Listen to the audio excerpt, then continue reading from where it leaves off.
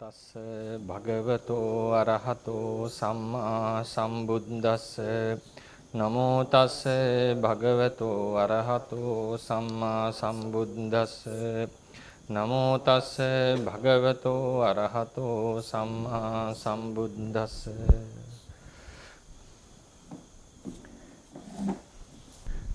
ගෞරවනීය ස්වාමීන් වහන්සේලා වර ප්‍රමුඛ මහා සංඝරත්නයන් අවසරයි.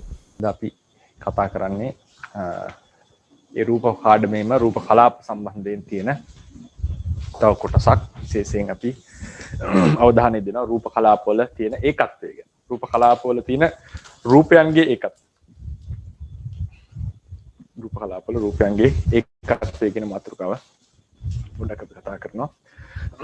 අද පාඩම මෙච්චර ලොකු නැහැ. නමුත් යම් කරුණු ටිකක් අපිට දැනගන්නට පුළුවන්. ඒ කියන්නේ පිටුව නම්බර 7 අංකය 13 වෙනස් කරන්න අපි අංකේ නේද? අංකය 13. ඒක අපි ඉස්සෙල්ලා තිබුණේ අංකය මට මතකෙට 5 නේද? සාමාන්‍ය සමහර හෑන්ඩ් අවුට් වල 5 කියලා ඇති, වෙනස් කරපු ඒවල 13 කියලා. ඒ කියන්නේ පිටුව නෙවෙයි අංකය. ඡේදාංකය. පිටුව 7. මේක අපි කියනවා ඉහතින් දක්වා ඇති තොරතුරු අනුව ද්‍රව්‍යමය ලෝකයේ සම්බන්ධයෙන් එළඹිය හැකි මූලික સિદ્ધාන්ත දෙකක් තියෙනවා. මේක ප්‍රධාන තේරවාදයේ තියෙන මූලික સિદ્ધාන්ත දෙක, ෆන්ඩමෙන්ටල්ස් දෙකක්. මොකද්ද? ද්‍රව්‍යමය ලෝකයේ භෞතික වශයෙන් බෙදිය හැකි, තවදුරටත් බෙදිය නොහැකි, භෞතික වශයෙන් තවදුරටත් බෙදිය නොහැකි කුඩාම අංශුව රූප කලාපයයි. ඒ කියන්නේ රූප කලාපය කියන එක භෞතිකමයි, තව කොටස් දෙකකට කඩන්න බෑ කියන එකයි මේක. මේසේ කියන එක අපි අදහසක් පිටස ගත්තට මේසේ කියන එක කොටස් වලට කඩන්න පුළුවන්. එහෙම කඩාගෙන ගියාම කුඩා අංශු වලට එනවා. ඒ අංශුත් නැවත කඩන්නට පුළුවන්. ලී අංශු.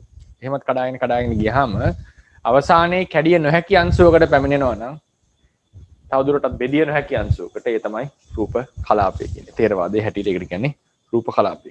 විද්‍යාත්මකව ඒකට වෙන වෙන ක්‍රමවේදයක් තියෙන්නේ. තේරවාදයේ හැටියට ඒක රූප කලාප ලෙස හඳුන්වනවා. ඒක තවදුරටත් බෙදන්න බෑ භෞතික වශයෙන්. භෞතික වශයෙන් බෙදන්න බෑ කියන තවත් කොටස් දෙකකට කඩන්න බෑ යාව. භෞතික වශයෙන් බෙදන්න පුළුවන් කියන එකේ තේරුම ඒ කඩපු කොටස් දෙකකට තනියම ඉන්න පුළුවන් කියන එක. රූප කලාපේ භෞතිකව කඩන්න බෑ. නමුත් නුවණින් බිඳිය හැකි. නුවණින් බිඳිනවා කියලා කියන්නේ ඒකේ ලක්ෂණ තේරුම් ගන්නවා කියන්නේ. යමක් ලක්ෂණය කියන එක බෙදලා තනියම පවත්වන්න පුළුවන් දෙයක් නෙමෙයි. නේද? ලක්ෂණයක් කියලා කියන එක එහෙම කරන්නේ. ඒක ද්‍රව්‍යයක් නෙවෙයි. ඒතකොට ලක්ෂණ වල ගතියක් තමයි තේරවාදයේ හැටියට ලක්ෂණයෝ ඔය නිවන කියන එක හැර ඒක වෙනම ස්වභාවයක්. ලක්ෂණයෝ හැමතිස්සෙම පවතින්නේ එකිනෙක උපකාරය මත. එකිනෙක උපකාරය මත. ඔය නාම ධර්ම වලට තාම එහෙමයි. ඒ කියන්නේ සිතට තනියම පවතින්න බෑ. සිත කියන එක අපි කතා කරාට ඒක තනියම කතා කරන්න පුළුවන් දෙයක් නෙවෙයි ප්‍රායෝගිකව. ඒක සැබවින්ම එහෙම නැහැ. සිත කියලා තනියම එකක්. ඒක පවතින්නේ අනිත් ධර්ම වල උපකාරයෙන් මැද්දේහි. එතකොට චිත්තුප්පහදේ තමයි අපිට හම්බ වෙන්නේ ප්‍රායෝගිකව. ඒ වගේ තේරවාදයේ හැටියට අපිට හම්බ වෙන්නේ ප්‍රායෝගික රූප කලාපය. ඒ රූප කලාපයේ තියෙන ලක්ෂණ ටික ගත්තම ඇත්තටම මේ ලක්ෂණ වෙන් කරොත් රූප කලාපෙ නැති වෙනවා. ඒකයි කියන්නේ රූප කලාපේ තව භෞතිකව කඩන්න බෑ. හැබැයි නුවණින් විශ්ලේෂණය කරන්නට පුළුවන්. නුවණින් විශ්ලේෂණය කරන්නට පුළුවන්.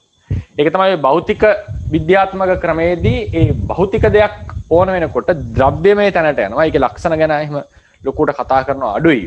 ලක්ෂණයක් කරොත් එහෙම ද්‍රව්‍යයේ තියෙන ලක්ෂණයක් ලෙස කතා කරලා තියෙනවා.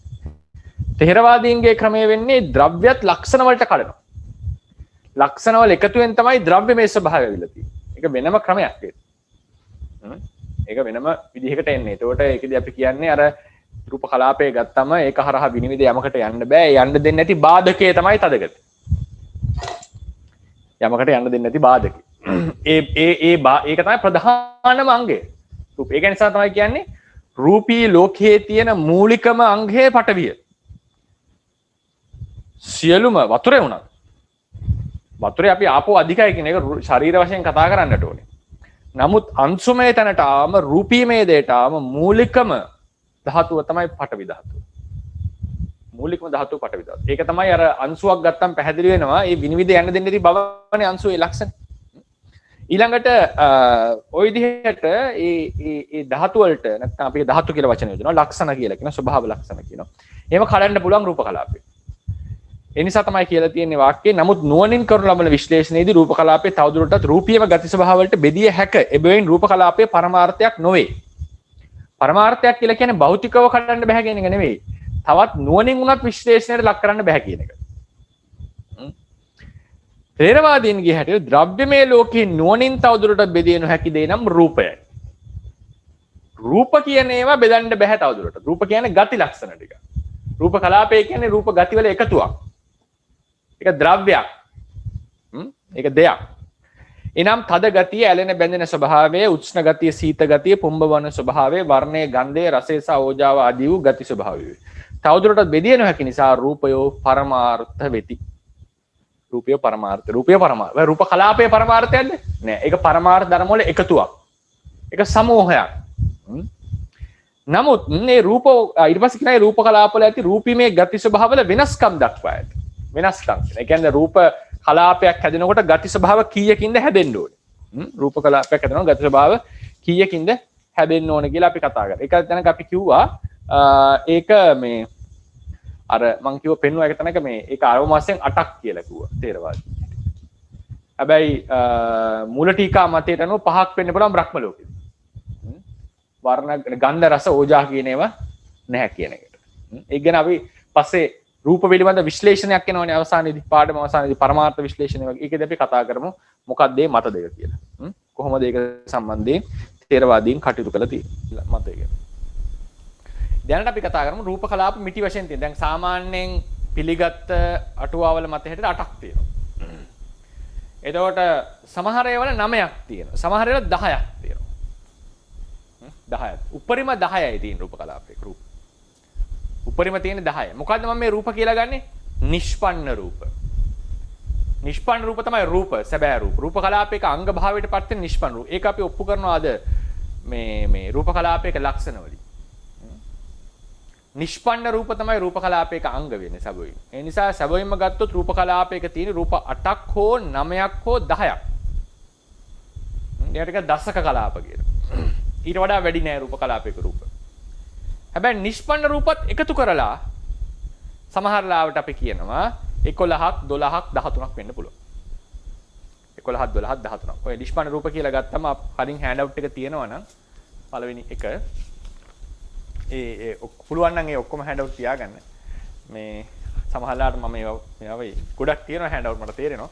පොතක් ලෙස දැන් පරමාර්ථ කතාව පුළුවන් නම් පොතක් ලෙස සකස් කරගන්න. එතකොට ඒක එක පොතක් වෙනවා නේද? පරමාර්ථ කියන මාතෘකාව රූප එකත් අවසන් වෙනකොට එකක් වගේ බයින් කරගන්න පුළුවන් නම් හොඳයි. එතකොට මොකද ගොඩාක් හෑන්ඩ් අවුට් එයි.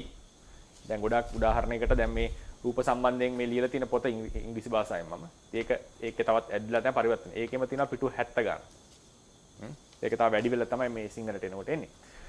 ඉතින් ඒ වගේ ටිකක් වැඩිපුර මැටීරියල් හම්බ වෙයි. හේතුව ඉතින් ගොඩක් මේ සාමාන්‍යයෙන් ෆන්ඩමෙන්ටල්ස් එකතු කරලා ගොඩක් තියෙන්නේ. ඒ නිසා දැන් පළවෙනි රූපේ සම්බන්ධයෙන් පළවෙනි හෑන්ඩ් අවුට් එකේදී අපි පළවෙනි පේජයේ තියෙන රූප 18යි කියලා නේද? රූප 18යි. ඒකේ අපි දෙකක් එකතු කරගන්නවා. මොකද දෙකක් ලියලා තිබ්බේ නැහැ. පිරිසක් මේක මතක් කරා. යඩුව අපි හැදුවා. භාව රූප දෙකේ යඩුව. ඒතර ඔක්කොම 18ක් තියෙනවා නිෂ්පන්න රූප. ඊට පස්සේ දෙවෙනි පිටුවේ තියෙනවා අනිෂ්පන්න රූප කියලා 10ක්. නිෂ්පන්න 18යි අනිෂ්පන්න 10යි. අනිෂ්පන්න රූපය පරමාර්ථය නෙවෙයි. ඒක පරමාර්ථය නෙවෙයි. මේක පැහැදිලිවම ථේරවාද ශාසනය කතා කරන දෙයක්. මේවා පරමාර්ථ සංඛ්‍යාවට යන්නේ. ඒ නිසා 71යි සාමාන්‍යයෙන් කියන්නේ පරමාර්ථය කියලා. එක තැනක 75ක් කියලා කියනවා මේ අර ලක්කන රූප හතරත් එකතු කරලා 75 කියන්නේ වත්තු ධම්මා කියලා. නමුත් අපි සාමාන්‍යයෙන් ගන්නෙ මේ 18 තමයි පරමාර්ථ ලෙස රූපවල. එතකොට මේ 18න් මේ නිෂ්පන්න රූප 18න් තමයි රූප කලාපයක් සමන්විත වෙන්නේ. රූප කලාපයක සැබෑම දාව තියෙන මේ 18. ඒ 18 දෙන්නේ එක්ක 8යි, එක්ක 9යි, එක්ක 10යි. ඒක අපි 18 රූප කලාප වෙන වෙනම කතා කරනවානේ. එතකොට හම්බ වෙයි අපිට. අනිෂ්පන්න රූපෙ ටිකුත් එකතු කරලා අපි කියනවා 11ක් 12ක් 13ක් වෙන ඒවත් තියෙනවා. හරියටම උත්තරයක් දුන්නොත් රූප කලාපයක තිය අපි උපරිම රූප 10යි. රූප කලාපයක තිබෙති අවම රූප 8යි. නිෂ්පන්න අනිෂ්පන්න දෙකම එකතු කරලා ගත්තොත් රූප කලාපයක තිබිය හැකි උපරිම රූප 13යි. අවම 8යි. 8 තමයි අවම කොහොමද? හරිනේ. ඒතර ඒකත් අපි විශේෂයෙන් මතක තියාගන්නට ඕනේ. අපිට සාමාන්‍යයෙන් අපි එනගා රූප කලාපයක රූප 13ක් කියනවා. ඒ ක්‍රමයට ගියොත් ඉදිරියේදී අද කතා කරන රූප කලාපයක ලක්ෂණ වලට ගැටෙනවා ඒක. ඒක පෙන්වන්නම් අපි. ඒ ගැටෙන හැටි. ඒ නිසා රූප කලාපයක තියෙන රූප යනු නිෂ්පන්න රූප පමණයි. මොකද ඒවා තමයි රූප. අනිෂ්පන්නයෝ පරමාර්ථයෝ නෙවෙයි. රූප වල සම්බන්ධයි. ඒ නිසා රූප කලාප බෙදීමට අනිෂ්පන්න රූපය අතුලත් කරගෙන තියෙනවා. ඒක වෙනම කතාවක්. නමුත් රූප කලාපයේ අංගයක් වෙන්නේ නැහැ අනිෂ්පන්න රූප. රූප කලාපයේ අංගයක් වෙන්නේ නැහැ.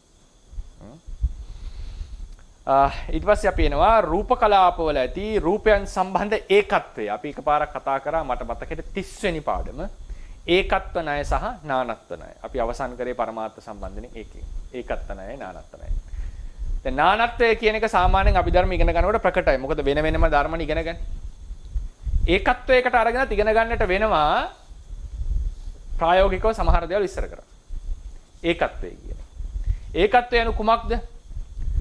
ධර්මයෝ නානා වුණාට ඒ කට්ටිය පවතින ක්‍රමයට ක්‍රියා කරන ක්‍රමයට ඒ හැමෝගෙම එකතුවෙන් විස්තර කළ යුතු දෙයක් තියෙනවා. එකමුතු වෙලා කරන ක්‍රියා තියෙනවා. එකමුතු වුණාම වෙන හැසිරීම් ටිකක් තියෙනවා. අන්‍යමන්‍යව සම්බන්ධයක් තියෙනවා. යුනිට් එකක් වගේ වැඩ කරන. යුනිට් එකක් වගේ. යුනිට් එකක් වගේ වැඩ කරන්නේ. දැන් උදාහරණයකට මම කියන්නම්. ඒක සාමාන්‍යයෙන් ජීව විද්‍යාවෙත් තියෙන එකක්. දැන් අපි කියනවානේ ඒකසෛලික ජීවීන් ඉන්නවා බහුසෛලික ජීවීන් ඉන්නවා. නේද? බහුසෛලික ජීවියෙක්ගේ සෛල තිබුණා කියන්නකො ලක්ෂයක් ඇඟි. ඇයි අපි මේකට ඒකසෛලික ජීවීන් ලක්ෂයක් නොකිය එක බහුසෛලික ජීවියක් කියලා කියනවා? අපි බහුසෛලික ජීවි දැන් ජීව විද්‍යාව කරපුවා දන්නවා ඒකසෛලික ජීවීන් කියලා කොටසක් ඉන්නවා. බැක්ටීරියා ආදී සමහර බහුසෛලික බැක්ටීරියාත් ඉන්නවා. ඒකසෛලික බැක්ටීරියා ආදී ඉන්නවා. බහුසෛලික ජීවීන් කොටසක් ඉන්නවා. සෛලයක් කියන්නේ බැක්ටීරියායේ තියෙන ඉතාම ප්‍රාථමික මට්ටමේ මේකන්නේ ප්‍රෝකැරියෝට් එහෙම නම් ගොඩාක් ප්‍රාථමිකයි නේ කට්ටිය ක්‍රියාකාරකම්. එතකොට දැන් බහුසෛලික ජීවියා තුල තියනවා කියන්නකෝ කෝටි ගාණක් සෛල. ඇයි මේකට කෝටි ගාණක් ඒකසෛලික ජීවීන් නොකිය එක බහුසෛලික ජීවියෙක් කියලා කියන්නේ අයියා? ඒවා වල පොදු ගතියක් තියෙනවානේ. ඒක යුනිට් එකක් ලෙස වැඩ කරන්නේ ඒකට. මොකක් හරි තැනක ප්‍රශ්නයක් වෙච්ච ගමන් වෙන තැනක සෛලිකින් තමයි මොකක් හරි ශරීරයේ වෙන තැනක් වුණාම වෙන තැනක් ඇක්ටිවේට් වෙනවා. නිකන් හරියට දෙන්න කතා කරලා කරගන්නවා වගේ නේ. මොකක් හරි තුවාලයක් ආවම වෙන තැනකින් මේ රුධිරාණු එහෙම නිපදවන්නේ නේ. කුද්දටි එහෙම ඉන්නේ වෙන තැන්වල. තුවාලේ තියෙන වෙන තැනක. ඒ කියන්නේ මොකද්ද මේ කියන්නේ? ඒ දෙන්න වෙනමම ධර්ම දෙකක් නම් මෙහෙම සම්බන්ධයක් වෙන්නේ නැහැ. වෙන තැනක සීන සෛලයක් මෙතන දැන් මගේ තුවාලයක් හතුනා කියලා වෙන කෙනෙක්ගේ ඇඟේ හෝ වෙන සාකේකවත් මොනවත් ශ්‍රාවයක් ඉන්නේ නැහැ. ඒක මගේ ඇඟමයි වෙන්නේ. ඒ නිසා මේක එකක් ලෙස වැඩ කරනවා. ඕක තමයි ඒකත්වය කියලා කියන්නේ. ථේරවාදයේ ප්‍රබල ලෙස මේක කතා කරනවා. ඒකත්වය. ඒ කියන්නේ යුනිට් එකක් ලෙස සලකන්න වෙනවා පරමාර්ථ ධර්ම සමූහය. එක යුනිට් එකක්. ඒතර ඒ කට්ටියේ ක්‍රියාකාරකම්, සමූහ ක්‍රියාකාරකම් ආදී තියෙනවා. එකිනෙකා අතර සම්බන්ධයක් ඇති කරගන්නවා. හිත පහළ වෙනකොට හිත පහළ වෙනකොට මේ කකුලේ තමයි වායෝ ධාතුව. අනිත් එක විශේෂයෙන් බලන්න කකුල උස්සන්න හිතුනොත් කකුලේ විතරයි වායෝ ධාතුව පහළ වෙන්නේ. අතේ පහළ වෙන්නේ නැහැ. අපි එක ශරීරය තුලේ බලන්න ඇඟිල්ලක් උසවන්න හිතනකොට කන හෙලවෙනවා එහෙම එකක් වෙන්නේ නැහැ නේ. ඇඟිල්ලනේ හෙලවෙන්නේ. එතකොට මේකත් සම්බන්ධයි එකිනෙකට. ඒක ලොකු යුනිට් එකක්, ලොකු අන්තර් සම්බන්ධයක් තියෙන. ඒකට තමයි సంతානයක් කියලා කියන්නේ. එකිනෙකට සම්බන්ධයි මේක. මේ කතාව විශේෂයෙන් ගන්නට වෙනවා ධර්මයේ ඉගෙන ගන්නකොට නානත්ත නයින් විතරක් ඉගෙන ගත්තොත් මේවා විස්තර කරන්න බෑ. කෙනෙක් අහන්න පුළුවන් ප්‍රශ්නේ ඇයි එහෙනම් මේ රූපය හෙළුණා වගේ වෙන කෙනෙක්ගේ රූපය හෙළ නොවුනේ නොසෙල්ලුනේ ඇයි? එතනක් තියෙන පටවි, මෙතනක් තියෙන පටවි, මෙතනක් තියෙන පටවි. එහෙනම් මේවා අතර ලොකු අන්තර් සම්බන්ධතාවයක් ඇවිල්ලා තියෙනවා. ඒක අවිඥානික වස්තු වලත් තියෙනවා, සාකවල තියෙනවා ඒක. ඔය ක්‍රිස්ටල් වගේ ඒවල තියෙනවා. ඒ යුනිට්ස් වශයෙන් වැඩ කරන්නේ ඒකට. ඉතින් ඒ නිසා ඒක තමයි ඒකත්වයේ තියෙන පොදු. ඒක මම පොදු උදාහරණ ගත්තේ ඒකත්වයේ තේරුම් ගන්නට. ඉතින් රූප කලාපයේත් මේ වගේ ඒකත්වයක් තියෙනවා. මතක ඇති අපි එදා ඒ 30 වෙනි පාඩමේදී කතා කරා ඒකත්ව කිහිපයක්. මම කිහිපයි ඒ කතා කරේ. සියලු ඒකත්ව නෙවෙයි එතන කතා කරලා තියෙන්නේ. එකක් තමයි අපි කතා කරා භවයේ ඒකත්වයේ කියලා. එක භවයේ එකක් ලෙස සැලකන්නට ඕනේ. ඊට පස්සේ අපි කතා කරා නාම సంతාන ඒකත්වයේ, රූප సంతාන ඒකත්වයේ, නාම රූප ඒකත්වයේ කියලා එකක් කතා කරා. නාම సంతාන ඒකත්වයේ නිසා තමයි යම් సంతානයක කර්මයක් කරන්න විපාකෙ එන්න ඕනේ ඒ సంతානෙටම. ඒකත්වයක් තියෙනවා එතන. සමහර ඒකත්ව විස්තර කරගන්න පුළුවන් අපිට නානත්වයේ තුලින්. ඒ කියන්නේ ඒ සම්බන්ධය පෙන්නත හැකි. නමුත් ඒක වැඩ කරන්නේ එකක් ලෙස. ඊට පස්සේ රූප సంతාන ඒකත්වයක් තියෙනවා. නාම රූප సంతාන ඒකත්වයක් තියෙනවා. ඒතර හතරයි. කර්ම ඒකත්වය කියලා අපි කතා කරා. කර්ම ඒකත්වය කියලා ගත්තා. එක කර්මයක් කරනකොට කොච්චර සිත් පහළ වුණත් ඒක එකක්. එක කර්මයක් ඒක. ඒකේ තියෙන ඔක්කොම සිත් වලින් ප්‍රතිසන්ද දෙන්න පුළුවන් වෙනම කතාවක්. නමුත් ඒක එක කර්මයක්. ඒක මිශ්‍ර වෙන්නේ නැහැ තව කර්මයක් එක්ක. ඒකයි ඒකේ පූර්ව මුංචන අපර කියලා කතා කරන්නේ. ඊට පස්සේ කලාපේකත්වය කියලා කතා කරා. කලාපේකත්වය කියලා කියන්නේ නාම කලාප සහ රූප කලාප වල තියෙන ඒකත්වය. අපි කතා කරන්නේ රූප කලාපේකත්වය. ඒ තැන්වලදී අනිත් ඒකත් අපි කතා කරමු. ඊට පස්සේ අපි රූප సంతාන ඒකත්වය කතා කරනවා ඊට පස්සේ පාඩම. බොහෝ දුරට සඳුදා ඉඳලා ඒක හිමින් පටන් ගන්නවා. ඒක දවස් කීපයක් ඇදෙනවා. සතර මහා ධාතු වල ලක්ෂණයම කතා කරන්න එපේ. එතකොට රූප කලාපේකත්වයේ අනු එකට පවතින රූප මිතියේ තියෙන ඒකත්වය. ඒක කොහොමද තේරවාදීන් ඒකත්වය ගැන කතා කරලා තියෙන්නේ. රූප කලාපයක ඒකත්වයේ පෙන්නන ප්‍රධාන වශයෙන් කරුණු තුනක් තියෙනවා. ප්‍රධාන කරුණු හතරක් සමාවෙන්න. හතරක් තියෙනවා. හතරක්. මම පහක් දීලා ඇත්තේ පස්වෙනි එක ඒ හතර නිසා තියෙන එක. පළවෙනි එක තමයි මේ කට්ටිය පවතින්නේ එකම අවකාශයක. ඒ කට්ටිය ෂෙයා කරන්නේ එකම අවකාශයක්. එක තැනක ඉන්නේ එක. එක තැනක හැසිරෙන්නේ. ඒක අපේ පොත්වල සාමාන්‍යයෙන් කියලා නෑ. ඔය අවකාශ ඒකත්වය ගැන. ඒකත්වය ලෙසින් කතා කරන්නේ ඊළඟ කරුණු ටික. නමුත් අපිට පේනවා මේ අවකාශයක පැවතීම, එක අවකාශයක් ෂෙයා කිරීම, පැවතීම කියන එක මේ කට්ටියගේ ඒකත්වය. මේ කට්ටිය එතනින් පිට යන්නේ නෑ කවුරුත්. පිටට බලපෑම තියනවා කියන එක වෙනම කතාවක්. ඒ කට්ටියගේ බෝඩර්ස් තියෙනවා. මොකද මේ බෝඩර්ස් තියෙනවා කියන එකට හොඳම සාධකය පරිච්ඡේද රූපය. ඇයි පරිච්ඡේද රූපයක් තේරවාදීන් කතා කරන්නේ? ඒ කියන්නේ මෙතනින් එහාට රූප කලාපේ නැහැ කියන එකනේ. පරිච්ඡේද රූපේ කෘත්‍ය තමයි රූප කලාපේ ඉමමායිම් කිරීම. පරිච්ඡේද රූපේ ලක්ෂණ සපච්චපට්ටන අපි කතා කරනවා. ඉතින් ඉමමායිම් කරනවා. පෙන්නනවා මේ තමයි සීමාව. මෙතනින් එහාට නැහැ. කියන එක පෙන්눔 කරනවා. මේ තමයි පරිච්ඡේද රූපයක තියෙන ලක්ෂණය. පරිච්ඡේද රූපයකින් සීමා නිර්ණය කරන්න පුළුවන් කියන එකේ තේරුම මේ හැමෝම එකම පරාසයක හැසිරෙනවා පොදුවේ. එකිනෙකා මත යැපෙමින්, එකිනෙකා මත උපකාර වෙමින් යම් පරාසයක හැසිරෙනවා. මේකේ කට්ටියක තියෙන ඒකත්වය.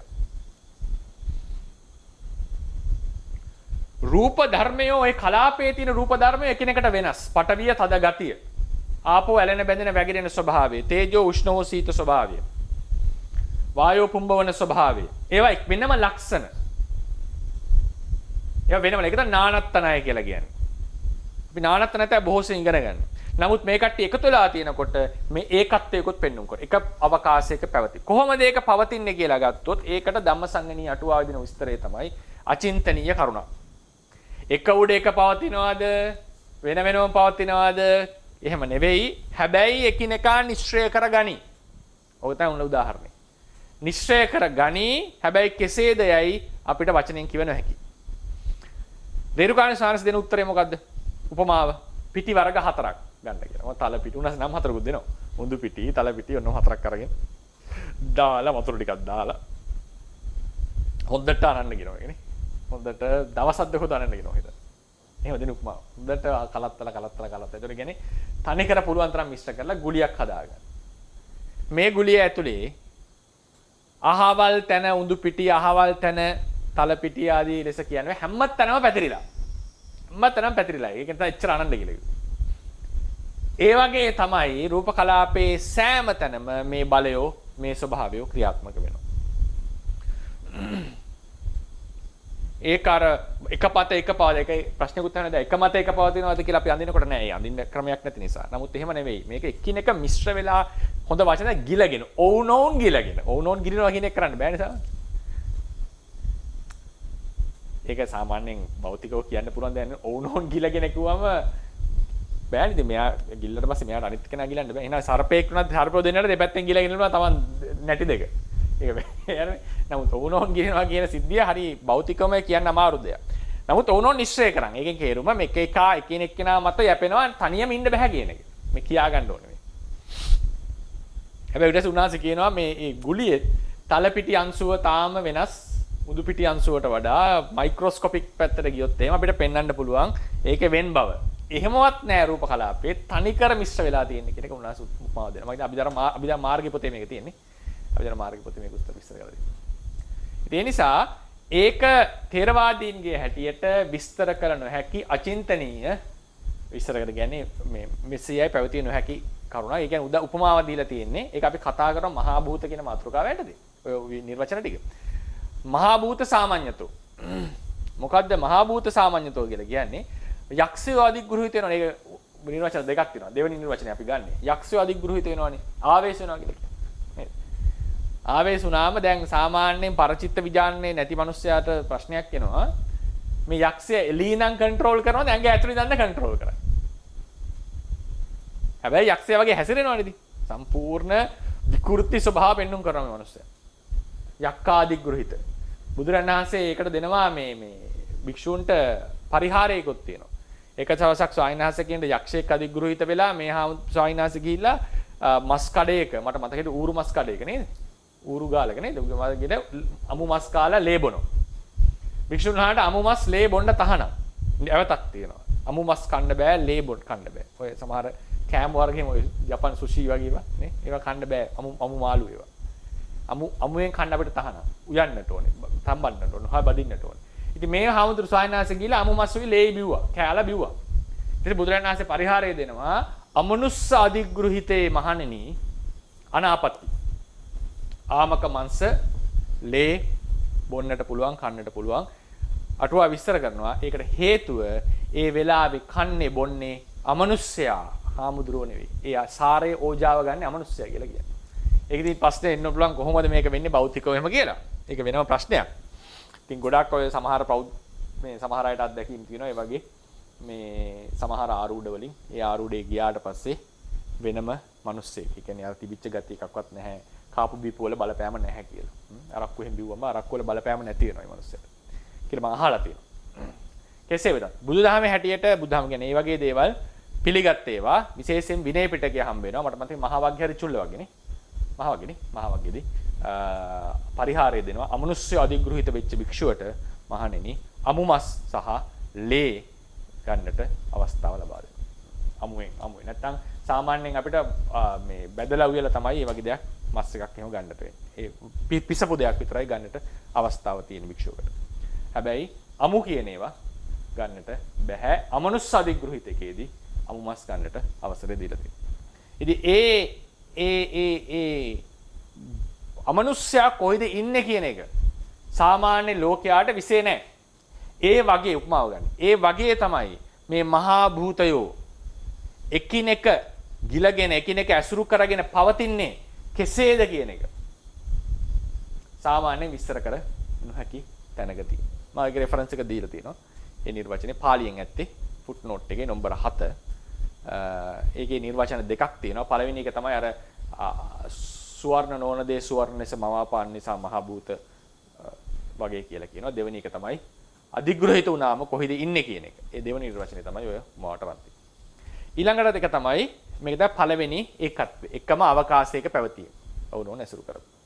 දෙවෙනි එක තමයි එක් රූප කලාපයක ඇති සියලුම රූපේනට ඇත්තේ එකම ඉපැත්මකි. ඉතාම වැදගත්. ගන්ලයින් කරගත්තත් කමන්නේ. එකම ඉපැත්මකි. ඊළඟ එක මොකද්ද? තුන්වෙනි එක තවද එකම රූප කලාපයේ සියලු රූප වලට ඇත්තේ එකම නිරෝධයකි. එකම ඉපැත්මක් ඇති බව එකම නිරෝධයක් ඇති බව. ඒක අන්ලයින් කරගත්තත් කමන්නේ. එකම නිරෝධයක් එකම ඉපැත්මක් 3 සහ 2 සහ 3. හරි. එකම ඉපැත්මයි එකම නිරෝධය. අනෝක තමයි මට ඕනේ. අපි කිව්වොත් එහෙම කොහොමද? එක එකට ඉපදීමයි ඔන්න හොඳ බලන්න. එකට ඉපදීම තියනවා කියන එකයි එකට උපදිනවා කියන එකයි එකම ඉපැත්මයි ඇති කියන එකයි කරුණු දෙකක්. සාමාන්‍යයෙන් අපි කියන්නේ රූප කලාපයේ තියෙන රූපය එකට උපදී කියලා. රූප කලාපයේ තියෙන රූපය එකට උපදී කිව්වොත් එහෙම ඒකෙන් වෙනස් අර්ථයක් එනවා. ඒ එකත්වෙ බිඳෙනවා. එකට උපදිනවා කියන එකේ එකට උපදී. එකට උපදිනකොට පස් දිනක් එකට උපදිනකොට පස් දිනාට ඉපැත්මල් පහක් තියෙන්න පුළුවන්. එක වෙලාවෙ ඉපදුනේ. එකට උපදී. අපි හිතමු මම ඉපදිච්ච වෙලාවෙම තව කෙනෙක් උපදින එකට. නිවුණන සාමාන්‍ය එක්කෙනා පසුපස එක්කෙනා ඉන්නේ. නමුත් එකම වෙලාවෙ දෙන්නෙක් උපදින්න පුළුවන් ලෝකෙනේ. ඔය මහා බෝසතාණන් වහන්සේ ගැන කියද්දි විතරයිනේ කියන්නේ. මේ වෙලාව උපදින වෙලාව කවුරුත් උපදින්නෙත් නැහැ, මැරෙන්නෙත් නැහැ කියලා. ඒ මොහොතේ. ඒ දවසේ උපදිනවා. යා සෝදරා හිම දෙදෙනේ දවසේ. නමුත් ඒ මොහොතේ උපදින්නේ නැහැ කියලා කියන්නේ ලෝකේ කොහෙවත්. මම හිතන්නේ මනුස්ස තලයක වෙන්න ඇති කියන ඇත්තේ. සත්‍ය උපදින්නෙත් නැහැ, මියන්නෙත් නැහැ. ඒ මොහොතේ පස්චිම භවික මහා බෝසත්වරයෙක් උපදින මොහොත ගැන කියන්නේ. විශේෂයක් ගැන කියන එක. මොකද ලෝකෙටම බලපාන සිද්ධියක් නිසා. අනිත් වෙලාවට එහෙම එකට උපදින අවස්ථාවක්. එකට උපදිනවා කියනකොට නානා ඉපැත්මවල් සහිත උපදින්නට පුළුවන්. ඒ කියන්නේ දෙන්නෙක් උපදින එකට. රූප කලාපවල තියෙන රූපය එකට උපදිනවා නෙමෙයි අපි කියන්නේ. ඒ කට්ටිය හැමෝගෙම ඉපැත්ම එකයි. එක ඉපැත්මක් තියෙන. හේතුව මොකද? ඒ තරම් මේ කට්ටිය බැඳිලා ඉන්නේ. ඒ තරම් ඒකත්වයට ගිහිල්ලා. මේ කට්ටිය එකක් ලෙස හැසිරෙන්නේ. ධර්ම වශයෙන් නානයි. ඉපදීම් වශයෙන් එකයි. මම නැවත කියනවා. ධර්ම වශයෙන් නානයි. ඉපදීම් වශයෙන් ඒකයි. එහෙනම් ඉපදින්නේ කවුද? කලාපේ උපදින්නේ. කලාපේ එකවර පහළ වෙන්නේ. ඒකුප්පාද කියන එකේ තේරුම ඒකෝ උප්පාදෝ යේසන්තේ. යම් අයට එකම ඉපැත්මක් ඇතිනම් ඔව්හු ඒකුප්පාද නම් වෙනවා. ඒකුප්පාද ඒක නිරෝධ කියනකොට තේරුම එකට උපදී එකට නිරුද්ධ වේ කියන එක නෙවෙයි. එකම ඉපැත්මක් ඇති බව. පඨවියේ ඉපැත්මම තමයි ආපෝ වලත් ඉපැත්ම. තේජෝ වලත් ඉපැත්ම, වායෝ වලත් ඉපැත්ම. ඒ කලාපයක තියෙන සියලු ධාතුන්ගේ ඉපැත්ම එකක්.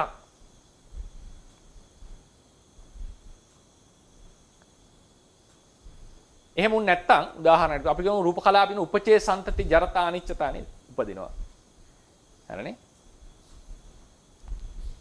නානා ඉපැත්ම වල නම් තියෙන එකට ඉපදීම නම් තියෙන්නේ පඨවියේ උපචේ එකක්.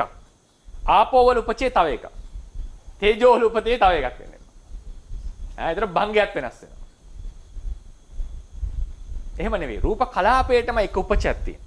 එක සන්තතිය, එක නිරෝධය, එක භංගය, එක අනිච්චතාවය. ඒකට හේතුව මොකද්ද? මේ කට්ටිය එකට මිශ්‍ර වෙලා, එකට බැඳිලා. ඒක තමයි ඒකත්වය. ඒකත්වය යනු. ඒකත්වය යනු. එකට පැවතීම. මොකද්ද ඒ ලක්ෂණ? එකම ඉපැත්මක් ඇති බව. එකට ඉපදීම නෙවෙයි මේ කියන්නේ. ඔය චෛතසික වලටත් එහෙමයි. ඒකුප්පාද ඒකුප්පාද නිරෝධාච ඒකාලම්බන වත්තුකා හවුතුනේ ඒ චේතෝ යුත්තා දීපඤ්ඤාස ධම්මා චේතසිකා මතා කියලා නේද?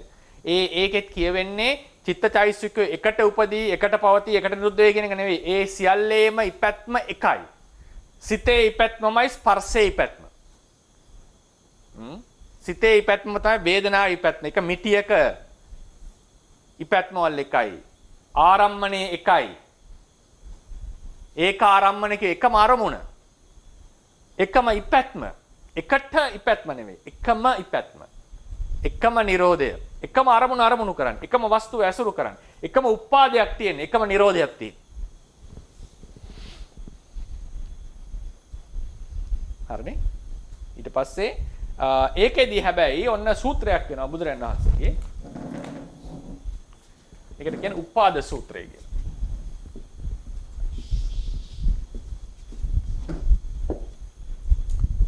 උපාද සූත්‍රය.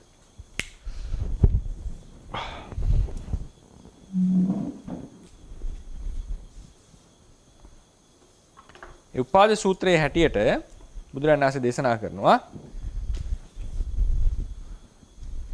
පඨවියේ උපාදය. මම සිංහලෙන් ලියන්නේ. ආපෝ වල උත්පාදය. තේජෝ වල උත්පාදය. ආදී ලෙසට රූප වේදනා සංඥා සංස්කාර විඥාන මේ හැම එකම උපාදේ කතා කරනවා.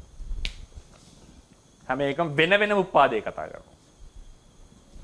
අපි දන්නවා පඨවියයි ආපෝයි කියන එක කවදාවත් තනි තනිව තියෙන්නේ නැහැ. මේ කට්ටිය එකටමයි පවතින්නේ.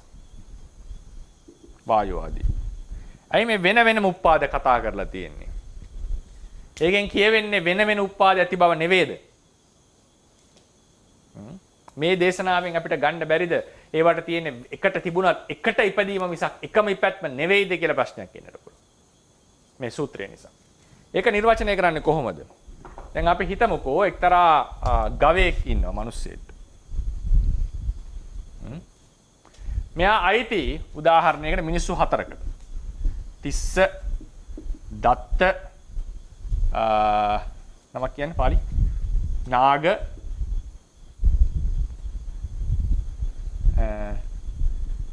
මොකද්ද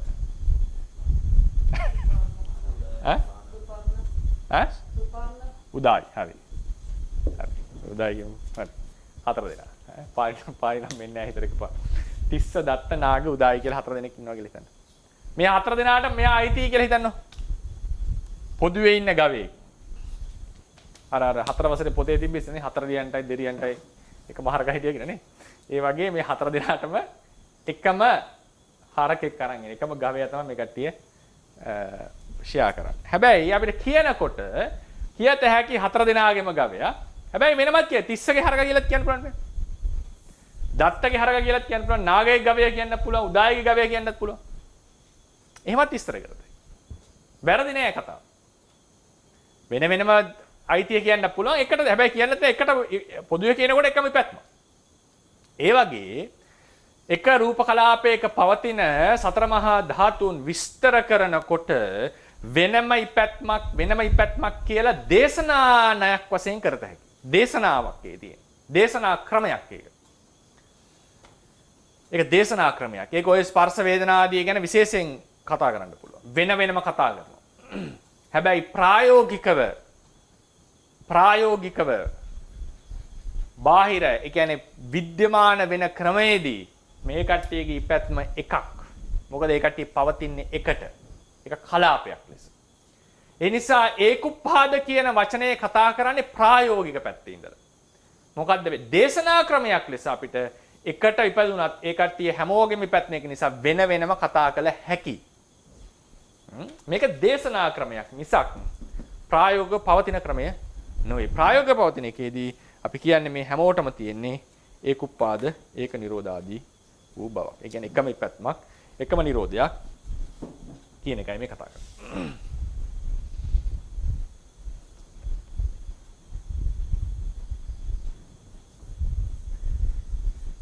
ඒක තමයි ඊළඟ ඒකත්ව දෙක. ඒකුප්පාද ඒක නිරෝධ එකම ඉපැත්මක් ඇති බව එකම නිරෝධයක් ඇති බව. එකට ඉපදීම එකට නිරෝධ වෙනවා කියන එක නෙවෙයි. මොකද ඒකට හේතුව මේ කට්ටිය පවතින එකට මිශ්‍ර වෙලා එකම අවකාශයක එක මතයක යැපෙමින් පවතින. එකම අවකාශයක ඇසුරු කරන බව. ඊළඟට යනවා එකම ඇසුරු කිරීම. ඒක නිස්සය. නම්බර 4 රෝම ඉලක්කම්. රූප කලාපවලදී රූපයන්ගේ තවත් ඒකත්ව ලක්ෂණයන් නම් එකම නිශ්‍රයක් ඇති බව. නිශ්‍රය කියලා කියන්නේ පිහිට ඇසුරු කරන දෙය, පදනම් වෙච්ච දෙය. රූප කලාප ඇති නිශ්චය නම් එහි ඇති මහා භූතයෝය. මහා භූත කියලා කියන්නේ සතර මහා ධාතු කියන එක. රූප කලාපයක ඇති රූප වල නිශ්චය වෙන්නේ සතර මහා ධාතු. සතර මහා ධාතු. දැන් මෙතන තමයි පොඩි දෙයක් කරුණක් දැනගන්නට ඕනේ. ඒක ටිකක් අර සියුම් කරුණක්. නමුත් ඒක අපි දැනගත යුතුයි. සාමාන්‍යයෙන් කියනකොට තේරෙයි බොහෝ අයට. නමුත් ඒක හරියට හිතලා තිබ්බේ නැත්නම් අපේ ව්‍යවහාරයේදී සමහර ලාට අපිට ඒක නොදැනී යන්නට පුළුවන්. අපි ගන්නවා මොනවද තියෙන්නේ? පඨවි, ආපෝ,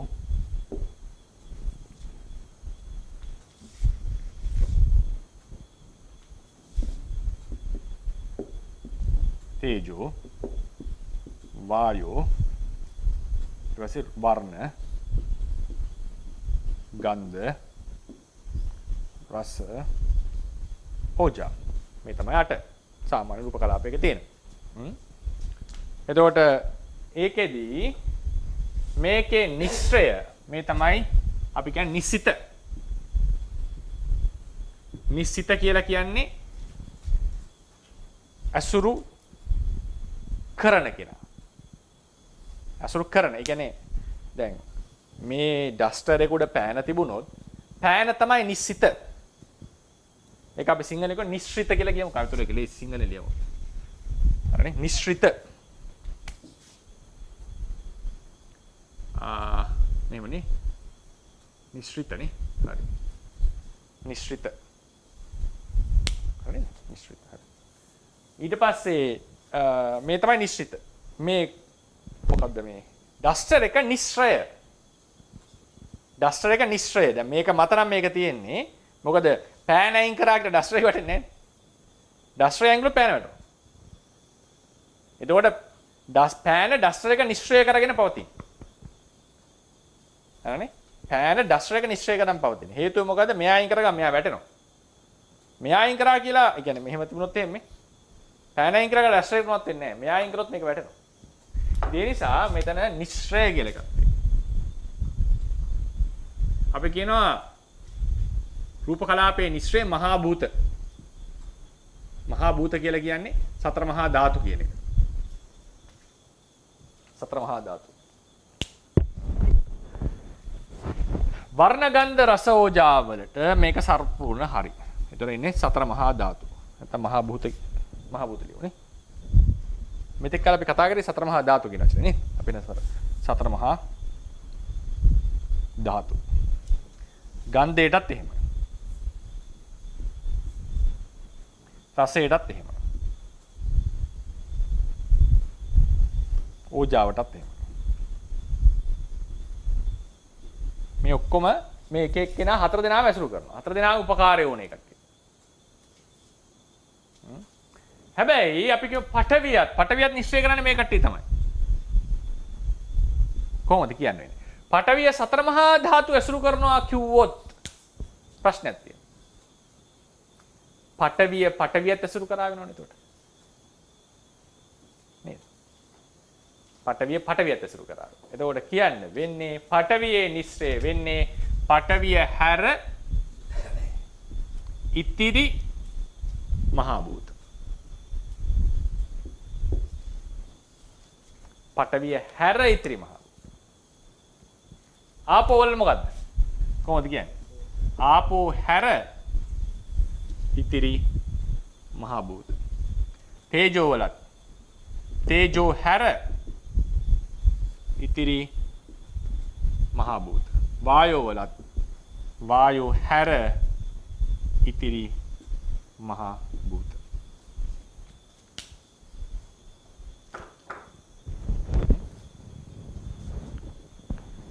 ඉතිරි මහා භූත. චත්තාරෝ මහා භූතා අඤ්ඤමඤ්ඤං නිස්සේ පච්චේන පච්චයෝ කියලා ප ဋ ාණි මතකයි නේද? ප ဋ ාණ පාඩම් ගන්න. චත්තාරෝ මහා භූතා අඤ්ඤමඤ්ඤං නිස්සේ පච්චේන සහජාත පච්චේන අඤ්ඤමඤ්ඤ පච්චේන අත්ති පච්චේන අවිගත පච්චේන හැමතැනම තියෙනවා. එතකොටත් අපි මේ විදිහට විස්තර කරන්න ඕනේ. ඕනෝන් ඇසුරු කරනවා කියලා කියන්නේ පටවිය ඉතිරි තුන ඇසුරු කරනවා. ඉතිරි තුන පටවිය ඇසුරු කරනවා. තමන්ම ඇසුරු කරනවා කියලා එකක් නැහැ. තමන්ම ඇසුරු කරනවා කියලා එකක් නැත.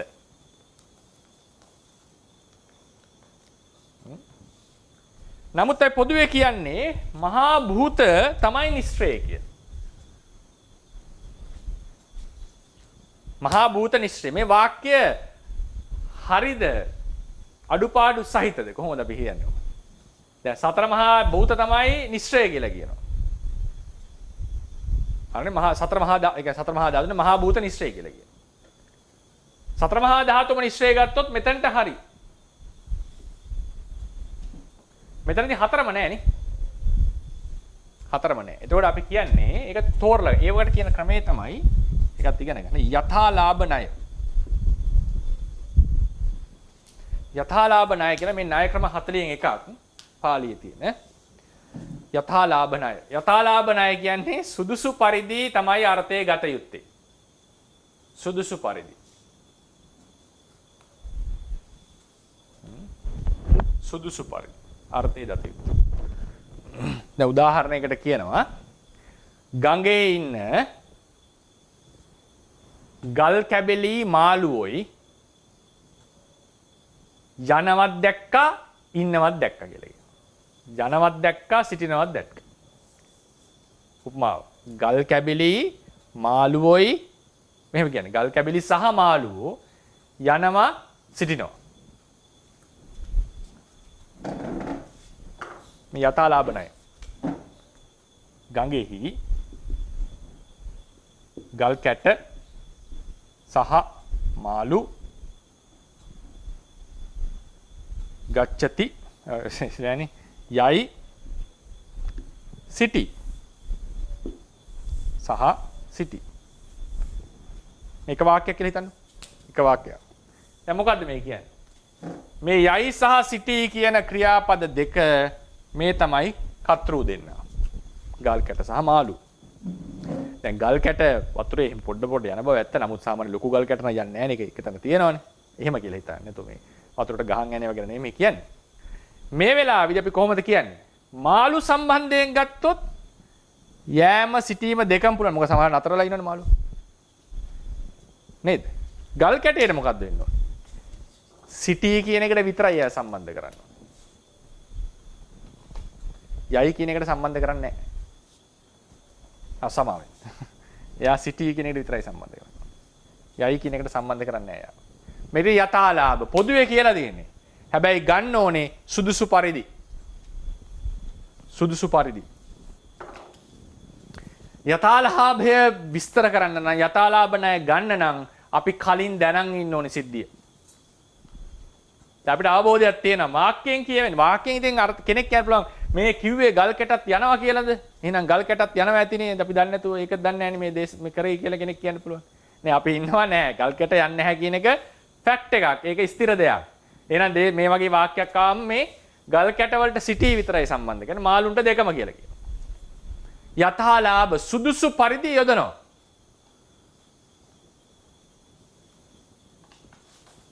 සුදුසු පරිදි තමයි අර්ථ ගන්න අපි. එතකොට මහා රූප කලාපේ නිශ්චය මහා භූත සතර මහා ධාතු කියලා කියනකොට මහා භූත කියලා කියනකොට අපි ඒක සුදුසු පරිදි ගත යුතුයි. මොකද්ද නිකම්ම කියන්න බෑ. සතර මහා පඨවියත් සතර මහා ධාතු ඇසුරු කරනවා කියලා කිව්වොත් ඒක ධර්ම විරෝධී. සතර පඨවිය තමන් හැර ඉතිරි තුන. ආපෝ තමන් හැර ඉතිරි තුන. තේජෝ තමන් හැර ඉතිරි තුන. වායෝ තමන් හැර ඉතිරි තුන. තේජෝ වලට ගත්තොත් ඒ ඇසුරු කරන්නේ පඨවි ආපෝ වායෝ. පඨවි වලට ගත්තොත් ආපෝ තේජෝ වායෝ. ආපෝ වලට ගත්තොත් පඨවි තේජෝ වායෝ. වායෝ වලට ගත්තොත් පඨවි තේජෝ පඨවි ආපෝ තේජෝ. යථාලාභ. නයි. ඉතින් ඒකත් විශේෂයෙන් දැනගන්නට. එතකොට ඒකෙන් වාක්‍ය වැරදි නෑ. මේ වාක්‍ය වැරදි නෑ. ඒකත් එක ඒකත්වයක්. ඊළඟට අවසාන ඒකත්වය මොකද්ද? අවසාන ඒකත්වය නම්බර 5 රෝමන ඉලක්ක. මෙසේ එකම අවකාශ ගැනීම වශයෙන්ද එකම ඉපදීම් හා බිදීම ඇති බව වශයෙන්ද එකම නිශ්චය තිබීම වශයෙන්ද රූප කලාපයක ඇති රූපයෝ ඒකත්වයට යයි. එය සමූහ ඒකත්වයයි. ඇත්තටම කියන්නේ ඒකට වඩා හොඳයි කලාපේකත්වය කියනවනම්. වචනේ වඩා හොඳයි යොදනවනම් කලාපේකත්වය. කලාපේකත්වය.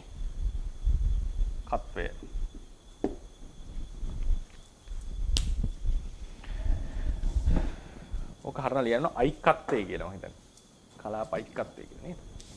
මෙසේ සමූහ ඊට මොකක්ද උත්තරේ කියන්න ඕනේ. එසේ සමූහ ඒකත්ව වශයෙන් රූප කලාපය රූප කලාපයක රූපය එකට පැවතීම නිසා සහ වුත්ති කියලා කියනවා. මොකද්ද? සමග පැවතීම් ඇති ධර්ම. එකට පැවතීම් ඇති ධර්ම. මේ වගේ පැවතීම් ඇති ධර්ම. සහ කියන්නේ සමග. වුත්ති කියන්නේ පවතිනවා කියන එක. සමග පැවතීම් ඇති ධර්ම ලෙසද හඳුන්වනවා. එතකොට මොකද්ද මේ සමග පැවතීම? එකම ඉපැත්මක් ඇති බව. එකම නිරෝධයක් ඇති බව. එකම නිශ්චයක් ඇති බව. එකම අවකාශයක පැවතීම. මේ එකම අවකාශයක පැවතීම කියන එක පොත්වල අපි දකින්නේ නැහැ. අපිට නමුත් ඒක ප්‍රායෝගිකව තේරුම් ගන්නට පුළුවන්. එතකොට මේ එකම උපැත්මක් ඇති බව, එකම නිරෝධයක් ඇති බව, එක විපැත්මක් ඇති බව කියන එකේ තේරුම මොකද? එකම ඒ හැමෝගෙම ඉපැත්ම එකමයි. ඒකදී එකෙන් කියවෙනවා එකටම උපදින්න කියලා. එකට ඉපදීම කියන වචනේ ආවොත් සමහරලාට එක වෙලාවෙ උපදිනවා නානා ඉපැත්මල් තියෙනවා වෙන්නත් පුළුවන්. ඒ නිසා අපි මේ වචනේ යොදන්නේ නැහැ. මොකද ඒක යොද වැරදක් නැහැ. නමුත් වෙන අර්ථයක් එන්නට පුළුවන්. රූප කලාපයේ රූපය එකට උපදිනවා කිව්වොත් ඒක වැරදි නෑ. ප්‍රකාශය හරි. නමුත් ඒකෙන් අර සම්පූර්ණ අර්ථය ගිහිලා නැහැ. එකම ඉපැත්මක් ඇති බව කිව්වම ඊට එකටම උපදිනවා කියන එක කියවිලා ඉවරයි. නේද? එතකොට එකම ඉපැත්මක් ඇති බවෙදී අපිට තේරෙනවා මේකට කියනවා සහජාත කියලා. සමහරట్లాට. සහජාත කියන එක හැමතිස්සෙම එකම ඉපැත්ම ඇති බව නෙවෙයි. දැන් චිත්තචෛසිකයයි චිත්තජ රූපයි සහජාතයි. නමුත් ඉපැත්මවල දෙකක්. චත්තාරෝ කන්දා අරූපිනෝ අඤ්ඤමඤ්ඤං සහජාත පච්චේන පච්චයෝ. චත්තාරෝ මහා භූතාඤ්ඤමඤ්ඤං සහජාත පච්චේන පච්චයෝ. මෙතන තියෙන්නේ එකම ඉපැත්මවල. චත්තාරෝ මහා භූතා ඔක්කාන්තික්කනේ නාම රූපං අඤ්ඤමඤ්ඤං සහජාත පච්චේ පච්චේන පච්චයෝ. ඒකේ තියෙන ඉපැත්මවල දෙකක්. රූපේ ඉපැත්ම ඔක්කාන්තික්කනේ නාම රූපං. ප්‍රතිසන්දි අවස්ථාවේදී ප්‍රතිසන්දි සිතයි ප්‍රතිසන්දි කර්මජ රූපයි වල තියෙන ඉපැත්මවල දෙකක්.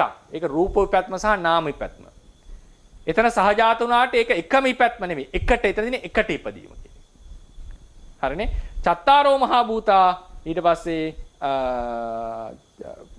චත්තාරෝ අරූපිනෝ ධම්මා ඒ වල තියෙන්නේ එකම ඉපැත්මක්. එකටත් උපදිනවා. ඊට පස්සේ එනවානේ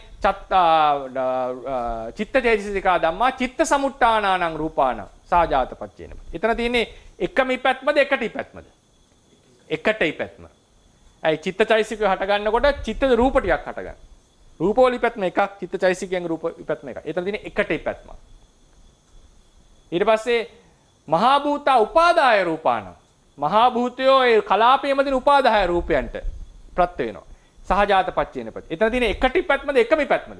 එකම ඉපැත්ම. ඒ කලාපයේ ඇතුලේ.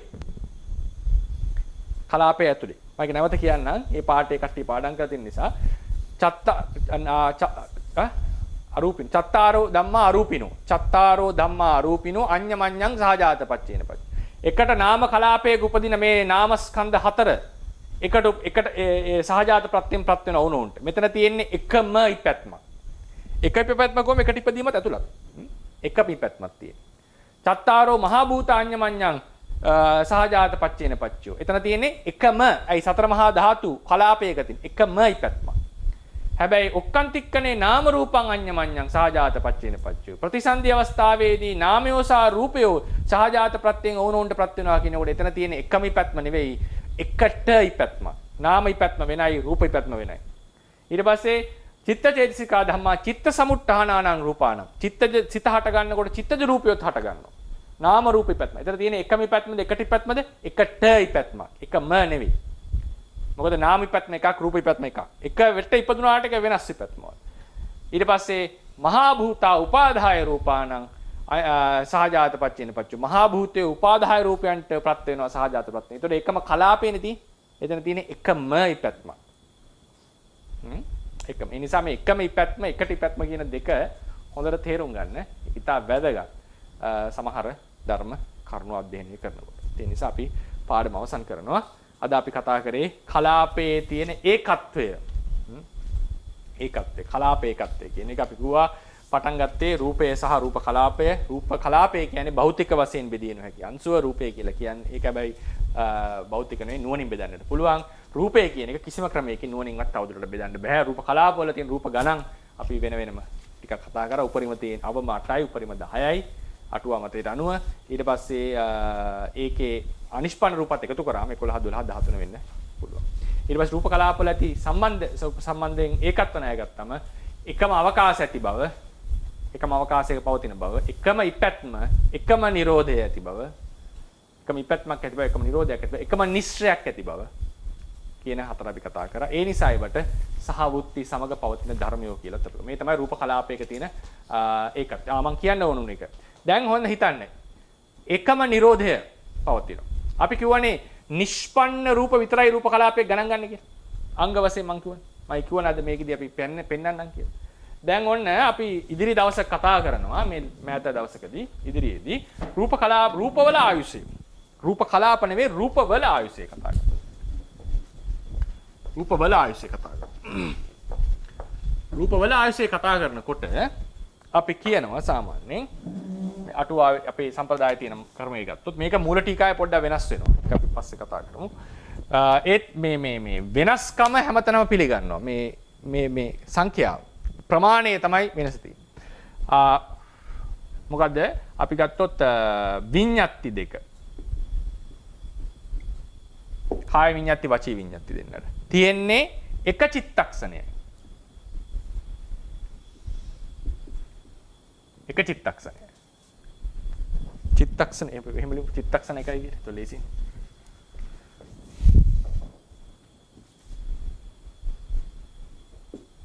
ඊට පස්සේ උපචේ සන්තති ජරතා අනිච්චතාවල වෙනස්කමක් තියෙනවා. ඒක අපි ලක්ෂණ රූප 4 ලක්ෂණ රූප 7 අපි ඒක පස්සට ගමු. ලක්ෂණ රූප 4 කියන එක මෙතන අවශ්‍ය වෙන්නේ කතා කරන්න. ලක්ෂණ රූප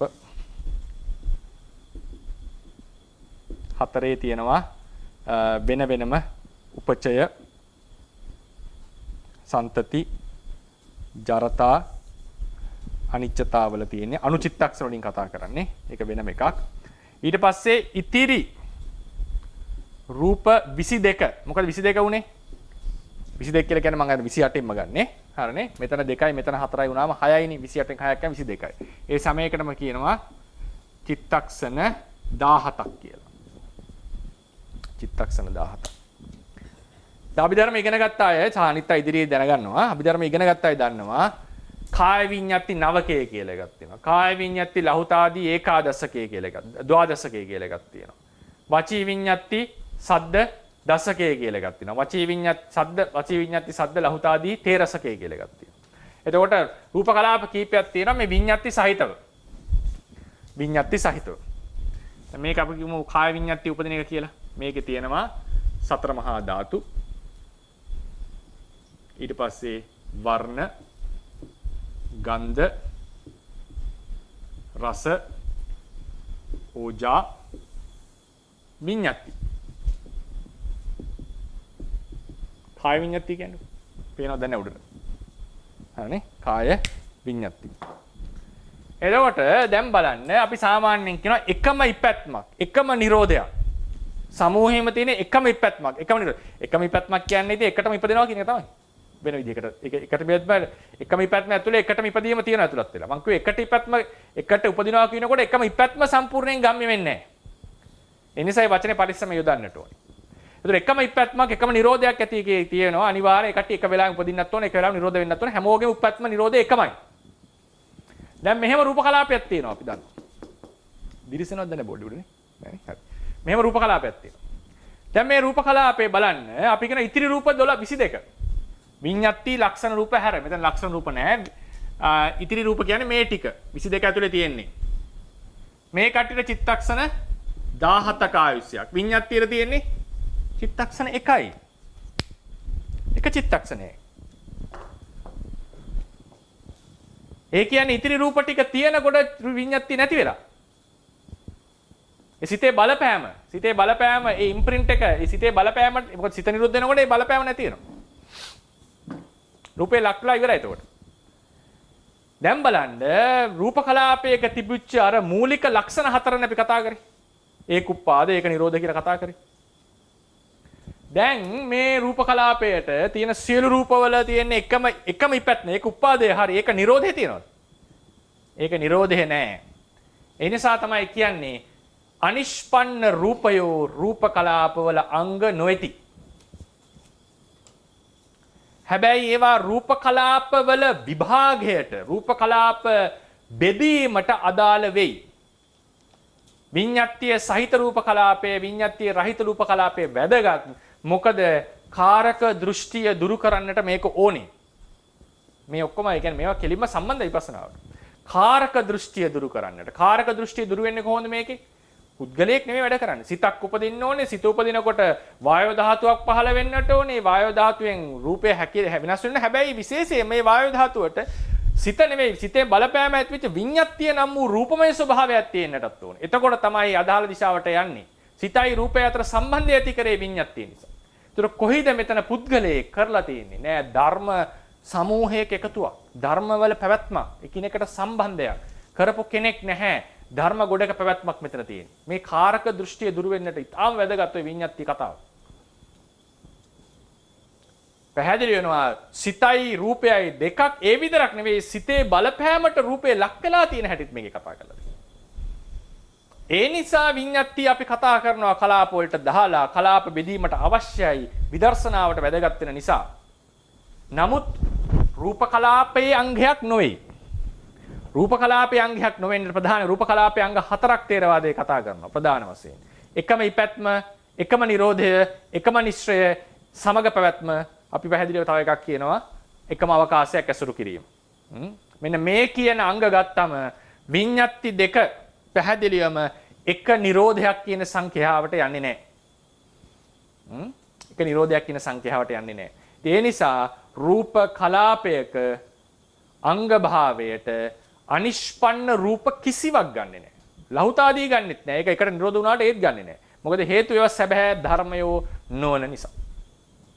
හැබැයි ධර්මයෝ නොවන නිසා. ඒ නිසා රූප කලාපයක තියෙන උපරිම රූප 8යි, අවම 8යි, උපරිම 10යි.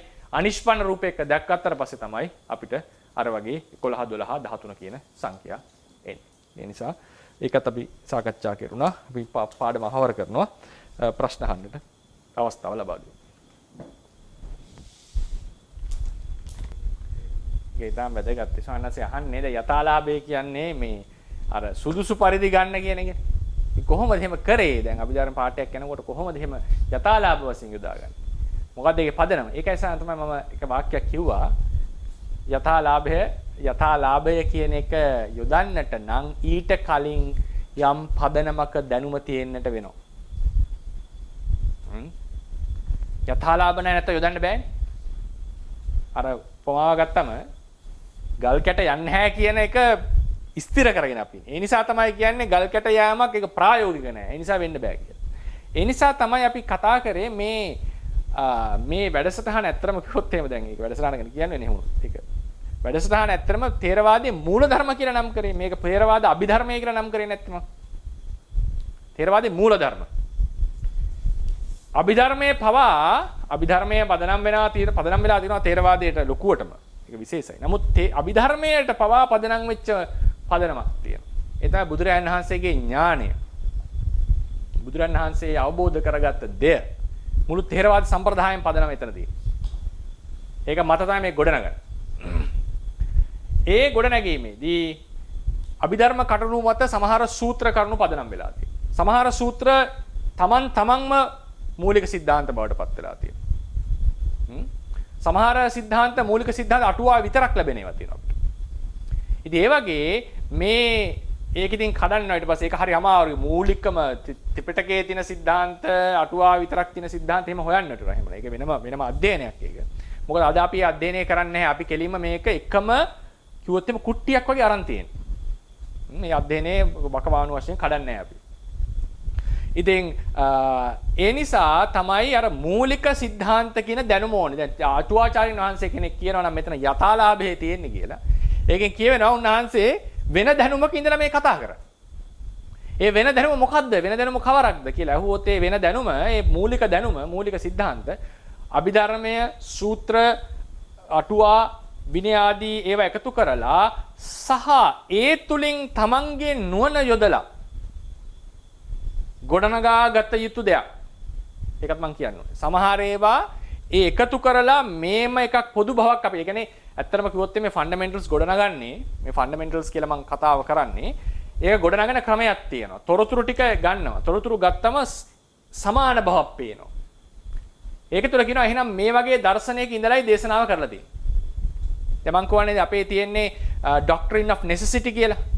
ඒක කියන්නේ හේතුව මොකක්ද? මේම කරුණු ආවම එහෙනම් මේක පදනම් වෙලා තියෙන්නේ මෙහෙම දෙයක් විය යුතුයි කියන පදනම් මත කියලා අපිට වැටහෙනවා නුනට. දැන් උදාහරණයක් අපි එකක් ෆන්ඩමෙන්ටල් එකක් ගන්නවා ඉස්සරහට තෘෂ්ණාවේ සහ ඡන්දේ බලපෑම භවයට. තෘෂ්ණාවේ සහ ඡන්දේ බලපෑම කර්මයට භවයට නාම රූප වලට. ඒතර ඒක ගොඩනගන්නේ තියෙන තොරතුරු මතයි. ඒ තොරතුරු ටික එකතු කරනකොට පොදු භව පේනකොට ඒ පොදු භවෙන් අපිට පේනවා මේ තමයි බේසික් ෆන්ඩමෙන්ටල් එක කියලා. ඒ වගේ අටුවාචාරින් වහන්සේලා ආදීන් මේ ත්‍රිපිටකය ආදී පරිශීලනය කරන මේ සම්ප්‍රදාය තුල තිබිලා තියෙන මූලික સિદ્ધාන්ත කියලා කොටසක්. ඒ මූලික સિદ્ધාන්ත නෙවෙයි, ඒ කියන්නේ අටුවාව යන මූලික સિદ્ધාන්ත විස්තර කරපු තැනක් නෙවෙයි. මූලික સિદ્ધාන්ත මත පදනම් වෙලා ත්‍රිපිටකයේ විස්තර කරපු එක. බුදුරජාණන් වහන්සේත් මූලික સિદ્ધාන්තයක් මත පදනම් වෙලා තමයි ධර්මයේ දේශනා කරේ. හොඳම උදාහරණය ဒုတိ ය විහාර සූත්‍රය. දේශනා කරනවානේ මහණෙනි මේ මාස 3 කලින් මාස ဒုတိ ය විහාර සූත්‍රය. කලින් මාස 3 මම නිස්කලංක මොකද විවේකයෙන් සොලිටියුඩ් එකේ හිටියා විවේකීව. හැබැයි මම යම් විහාරයක හිටියේ නිකන් ඉන්නේ නෑනේ. උන්වහන්සේලා විවේකයක විහාරයක කියලා කියන්නේ යම් භාවනා විහාරයක මානසිකාරයක හිටියේ. එදා බෝධි මණ්ඩලයේදී යමක් මම අවබෝධ කළා නම් ඒ අවබෝධ කළපු එකේ කොටසක් මම නැවත අවබෝධ කරමින් මානසිකාර කරමින් ප්‍රත්‍යක්ෂ කරමින් විමසමින් හිටියේ. මොකද්ද? කෙසේද වේදනාව හටගන්නේ? වේදනාව මේ නිසාත් හටගනී, මේ නිසාත් හටගනී කියලා විස්තරයක් දෙනවා. සමහර නිවන නිසා හටගනී. අරහත් වුණාට පස්සෙත් වේදනාව හටගනී. සමහර ඒවා අපිට සූත්‍ර වලින් හොයන්න අමාරුයි. ලොකු විස්තර ගොඩක් දෙනවා. වේදනාව සම්බන්ධයෙන් තියෙන උත්සාහ කරන නිසාත් වේදනාවක් හටගනී. මිත්‍යා දෘෂ්ටිය නිසා, සම්‍යක් දෘෂ්ටිය නිසා. ඒ උත්සාහය කරලා සම්‍යක් දෘෂ්ටිය පිළිහිලා කෙලස් කපපු නිසා වේදනාවක් හටගනී. මෙහෙම වේදනාව හටගත හැකි විස්තර ගොඩක් කියනවා මේ සූත්‍රයේ. එතන කියනවා මගේ මේ දැනුම පදනම් එදා අවබෝධ ඥානය මම මේ විමසුවේ කියලා.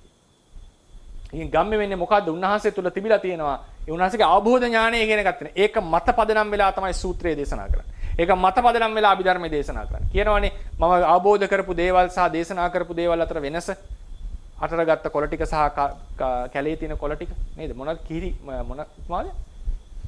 ඇට්ටේරියා වන එක උපමාවනේ ගන්න. ඇට්ටේරියා වන එක උපමාවනේ ගන්න. එතකොට අපිට මේ මුළු දැනුම හොයන්න බෑ. ඒක වෙන්න බෑ. එහෙනම් බුදු වෙන්න බෑ. නේද? ඒ බුදු වෙන කෙනෙක්ට තමයි ඒ ආબોධ ඥානෙ පහළ වෙන්නේ. ඒතර අපිට කරන්න තියෙන්නේ උන්වහන්සේ ඒක මත පදනම් වෙලා දේශනා කරා. ඒ දේශනා ටික ගැඹුරින් විශ්ලේෂණය. මොකද මේ සමහර දේශනා ඒ පුද්ගලට අනුරූපව දේශනා කරේ. පුද්ගලයාගේ නිවන සඳහා දේශනා කරේ. සර්ව සම්පූර්ණ නැහැ දේශනාව. අභිධර්ම දේශනාව ථේරවාදීන්ගේ තියෙන එක පරිපූර්ණ දේශනාවක්. නමුත් ඒකත් සර්ව සම්පූර්ණයෙන් ථේරවාදයේ මූලික સિદ્ધාන්ත නියෝජනය කරන්නේ නැහැ. අභිධර්ම පිටකයේ මුළු අධ්‍යයනය කරා කියලා සිවුලක අහුවෙන්නේ නැහැ. දැන් මම සරලම උදාහරණයක් කියන්නම්කෝ. තේජෝ ධාතුවෙන් ඍතුජ රූප උපදිනවා කියන එක. තේජෝ ධාතුවෙන් ඍතුජ රූප උපදිනවා කියන්නේ මුළු ප ဋ ාණේ කොහෙවත් නැහැ. ප්‍රධානම හේතුඵල සම්බන්ධය. ප්‍රධානම හේතුඵල සම්බන්ධය. ඇත්තරම තියෙන හේතු වර්ග 5යිනේ. ධර්මයක ඉපැත්ම සහජාත හේතු නෙවෙයි මං කියන්නේ. සහජාත හේතු කියලා කියන්නේ එකටම පවතින කොට උපකාරය.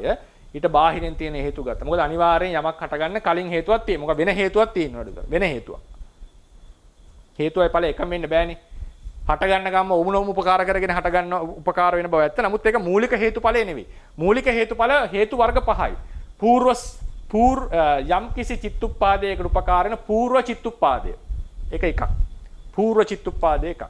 නාමවල තියෙන ප්‍රධානම හේතුව තමයි කලින් චිත්තුප්පාදය. ඊට කලින් හටගත්තා. එහි ආරම්භන ග්‍රහණ වේගයෙන් තමයි පසුසිත හටගන්නේ. අපි කතා කරා කෙටියෙන්. රූපයකට තියෙන ප්‍රධාන ප්‍රත්‍ය හතර කර්ම, චිත්ත, ඍතු, ආහාර. කර්මය නිසා, චිත්තේ නිසා, ඍතුව නිසා ආහාර. ඍතුව කියන්නේ තේජෝ ධාතුව.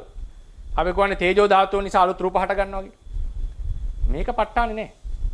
සූවිසි ප්‍රත්‍යයෙන් විස්තර කරන්න බෑ.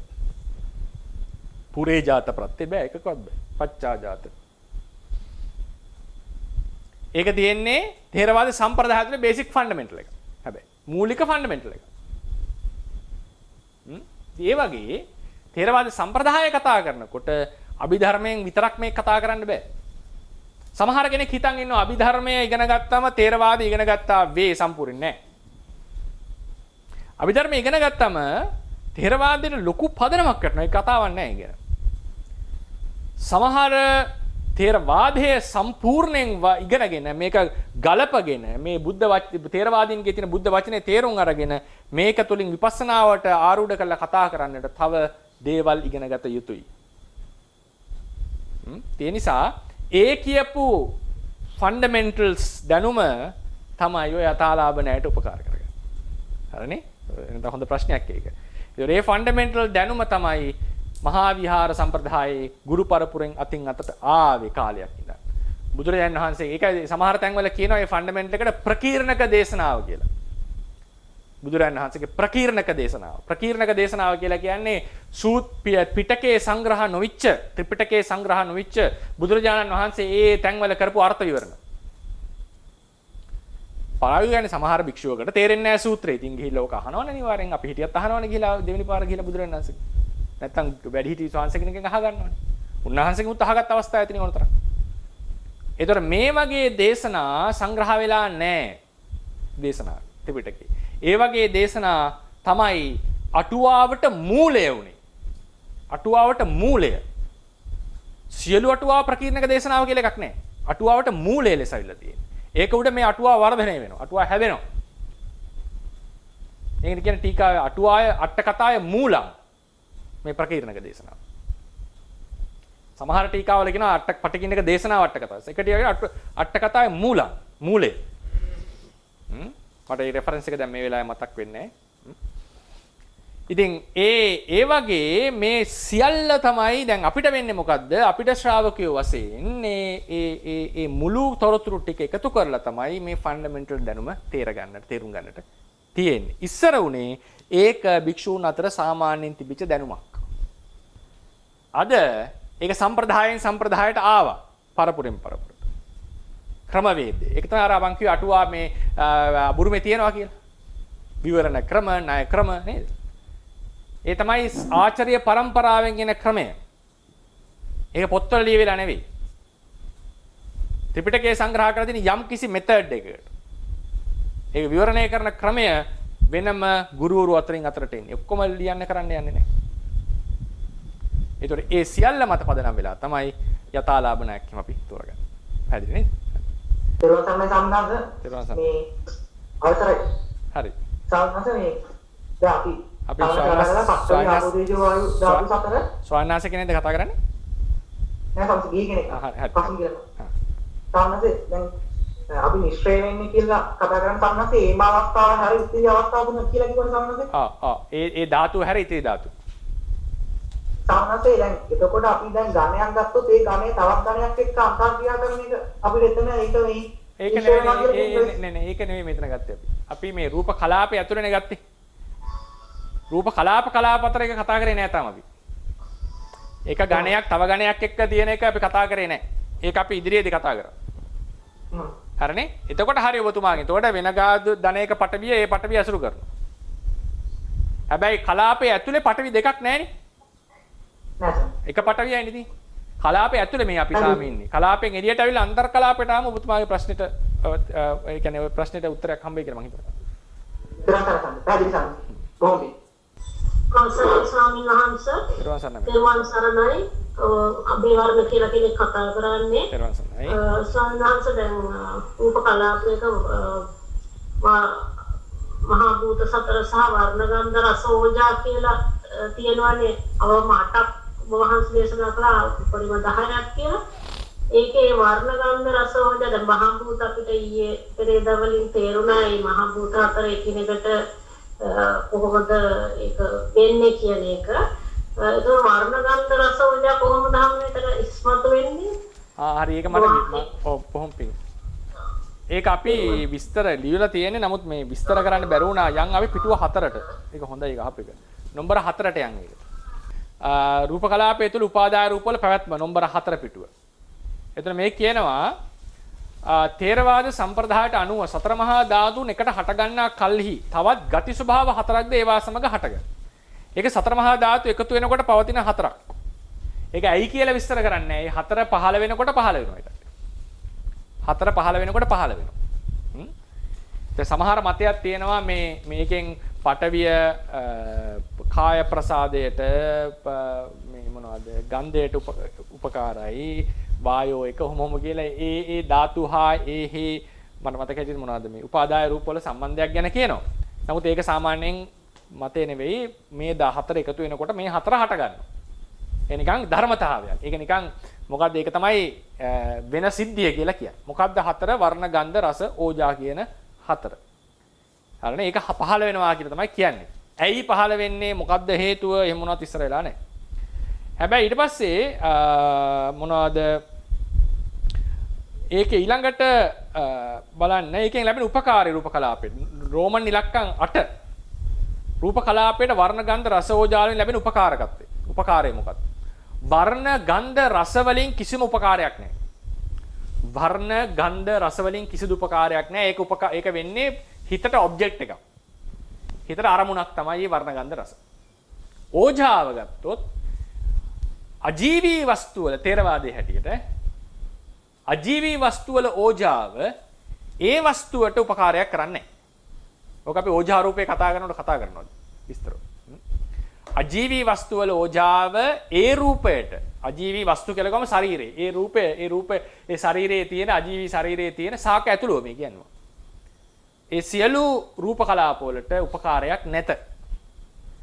සජීවී වස්තු වල ගත්තම අපි වගේ ශරීරවලදී ඕජා රූපය බාහිරෙන් ඇතුළත් කළ එක වේවා ශරීරයේ ස්වභාවයෙන්ම තිබිච්ච එක වේවා මේ දෙකම රූප කලාපයේ බල ගැන්වීම වශයෙන් උපකාර කරනවා. ඒ එක කලාපයක තියෙන ඕජාව ඒ කලාපයේ ඉතිරි රූප වලට අනිත් කලාපවල සියලු රූප වලට අනිත් කලාපවල තියෙන ඕජාව ඇතුළු සියලු රූප වලට නැවත කියන්න. එක කලාපයක දැන් තියෙනවානේ පඨවි ආපෝ තේජෝ වායෝ වර්ණ ගන්ධ රස ඕජා. ඒ ඕජාව තමන් හැර ඉතිරි රූප වලට තමන්ට තමන් උපකාර කරනවා කියන එක නෑ තේරෙනවා. ඕජාව හැර ඉතිරි රූප වලට. බාහිර කලාපවල ඕජාව සහිතව සියලු රූප වලට. ඒ මොකද බාහිර දෙයක් නේ වෙන දෙයක්. උපකාර කරයි. ශක්තිමත් වීමට උපකාර කරයි. ඒ නිසා තමයි ප ဋ ාණේ කියන්නේ කබලීකාරෝ ආහාරෝ ඉමස්ස කායස්ස ආහාරපච්චේන පච්චය. කබලීකාර ආහාරය අපි ගන්න ආහාරය මේ රූප කයට ආහාර ප්‍රත්‍යයෙන් ප්‍රත්‍යේ බලවත් වීමට උපකාර වේ කියන එකයි මේ කියලා තියෙන්නේ. ඒ වගේ මේ ඕජා රූපය මම මෙතන ලියලා නැහැ. ඒක පස්සේ එන හින්දා ඒ රූප කලාපයට ඇතුළත් ශරීරයට ඇතුළත් වුණාට පස්සේ පිටින් ගත්ත රූපයේ ඕජාවත් අභ්‍යන්තර රූපයේ වල තියෙන ඕජාවත් දෙකම එකතු වෙලා අභිනව රූප ටිකක් උපදවනවා. ඒකට කියනවා ආහාරජ රූප කියලා. ඒ වලින් ශරීරය බල ගැනීමක් තමයි කරන්නේ. ඒ නිසා සතර මහා ධාතු එකතු වෙනකොට වර්ණ ගන්ධ රස ඕජාව හට ගන්නවා. ඒක හට ගන්න බව තමයි කියලා තියෙන්නේ. ඇයි කියන එක විස්තර වෙලා නැහැ. ඊට පස්සේ ඒක ඉතින් මේ වර්ණ ගන්ධ රස ඕජා අපේ හිතට අරමුණක් වෙනවා. ඊට පස්සේ මේ ඒ වලින් රූප වලට කිසිදු උපකාරයක් නැහැ. වර්ණ ගන්ධ රස වලින් ඕජා වලට ගත්තම අවිඥානික අජීවී දේවල් ඒක උපකාර ලැබෙන්නේ නැහැ. ඒ ත්‍රිවල ලැබෙනවා. දැන් බ්‍රහ්ම ලෝකේ ගත්තොත් එහෙම අටුවාවේ හැටියට බ්‍රහ්ම ලෝකේ ඕජා රූපේ තියෙනවා. හැබැයි උපකාර නැහැ. බ්‍රහ්මකයට. ඒ නිසා තමයි මූල ටීකාවේ කියන්නේ ඕජාවක් නැහැ කියන්නේ. හරිනේ? ඒක වෙනම කතාවක්. නමුත් පංචවෝකාරය අපි හැමෝම පිළිගන්න එකක් තමයි. ඕජාව උපකාරයි රූපකට. පැහැදිලිද මහණියෝ? හෙලෝ පැහැදිලිද? අද කතා කරද්දී කියන්නේ පැත්ම කියන හාමුදුරනේ වචනේ තදයි ලැබුණේ ඒක පොඩ්ඩක් තව ඉපැත්ම සහ ඉපදීම අතර ඒතර වෙනස පොඩ්ඩක් අපිට මට තේරුණා අමාරු මම හිතන්නේ කොහොමද දන්නේ පොඩ්ඩක් ඒක තව පොඩ්ඩක් මොකද්ද එකට ඉපදීම හා එකට එකම ඉපැත්මද ඒකද? ඉපැත්ම සහ ඉපදීම අතර වෙනස නෑ නෑ එහෙම එකක් නේ මම ඉපැත්ම කියන්නේ සිංහලෙන් ඉපදීම කියන එකම තමයි. ඉපැත්ම ඉපදීම මං විනාශ කරේ එකට ඉපදීමයි එකම ඉපදීමයි කියන දෙක. හොඳයි. ඒක පැහැදිලි නේද? එකට ඉපදීමයි එක ඉපදීමයි දෙකක් කියලා. ඔව්. ඒක තමයි මට කියන්න. ඉපැත්ම ඉපදීම කියන්නේ එකම වචනේ. එකම තේරුම. එකම වචන. එහෙම. එකට ඉපදීමයි එකම ඉපදීමයි දෙකක්. හරි. තේරුවන් සරණයි. තේරුවන් සරණයි. ආයස්මතු නහත්සන කතා කරන සංසාර කායක්‍රම 24ක් පිළිබඳව ස්වාමීන් වහන්සේ. ඔව්. නායක්‍රම 24ක් පිළිබඳව ස්වාමීන් වහන්සේ දේශනා කළේ ඒක පොඩ්ඩක් දැනගන්න පුළුවන් නිසා. නායක්‍රම 40ක්. නායක්‍රම 40ක් කියලා කිව්වේ. ඒක ඉතින් ලොකු කතාවක්. ඒ කියන්නේ උදාහරණයකට ඒක ගොඩ ලොකු ගැඹුරුකුත් නැහැ. ඒ කියවනකොට තවත් ගැඹුරට ඒ කියන්නේ පාලිය තේරෙන්න තියෙන ක්‍රම දැන් උදාහරණයකට අපි කියනවා සිත උපදී කියලා. එතකොට තේරවාද ණය ක්‍රමයේ ඉඳලා පිළිහිట్లా කියනවා සිත උපදී කියනකොට සිත විතරක් නෙවෙයි. ඒකත් අර පදනම් වෙන්නේ මූලික දැනුම මත. සිත උතරක් උපදිනවා නෙවෙයි චිත්තචෛතසිකෝ සියල්ලම ඉපදුනා විතර. සිත පමණක් ඉපදුනා නෙවෙයි. එතකොට ඒකෙදි කියන්න ඕනේ හරියට උදාහරණයකට ඒක දෙකක් තියෙනවා. ප්‍රධාන ණය සහ උපලක්කන ණය. උපලක්කන ණය කියලා කියන්නේ මොනවා හරි ධර්ම සමූහයක් ගැන කතා කරන මොකක් හරි එකක් විතරක් කියනවා. ඔක්කොම කියන්නේ නැතුව. ඔක්කොම කියන්න අමාරුයි සමහරට ඉතින්. අපි කියන්නේ එක්සෙට්‍රා එහෙම කියන්නේ මේ බබදු කියලා ඒ වගේ එකක් විතරක් කියනවා. එකක් විතරයි කියන්නේ. එතකොට අපි තේරුම් ගන්න ඕනේ ෆන්ඩමෙන්ටල් දැනුම ඉඳලා මෙයා දැන් රජ්ජුරුව ආවා කියලා කියනවා. රජුරු ආවා කිව්වම ඉතින් නිකන් එන්නේ නැහැ නේ කවදා. ජනාධිපතිතුමා ආවා කියලා කියන. ජනාධිපතිතුමා આવොත් එමෙ ඉතින් ඔක්කොමලා එනවනේ. අගමැතිතුමා ඔක්කොමලා එනවා. ඇමති කෙනෙක් ආවා. ඔක්කොමලා එනවා. മന്ത്രി කෙනෙක් ආවත් තව කට්ටියක් එනවා නේද? නේද? ඉතින් ඒ නිසා ඒ අහවල් කෙනා ආවා කියලා කියනකොට රජ කෙනෙක් ආවා කියලා කියනකොට ඒකෙන් කියවෙනවා තව පිරිසකුත් එයත් එක්ක ඇවිල්ලා කියලා.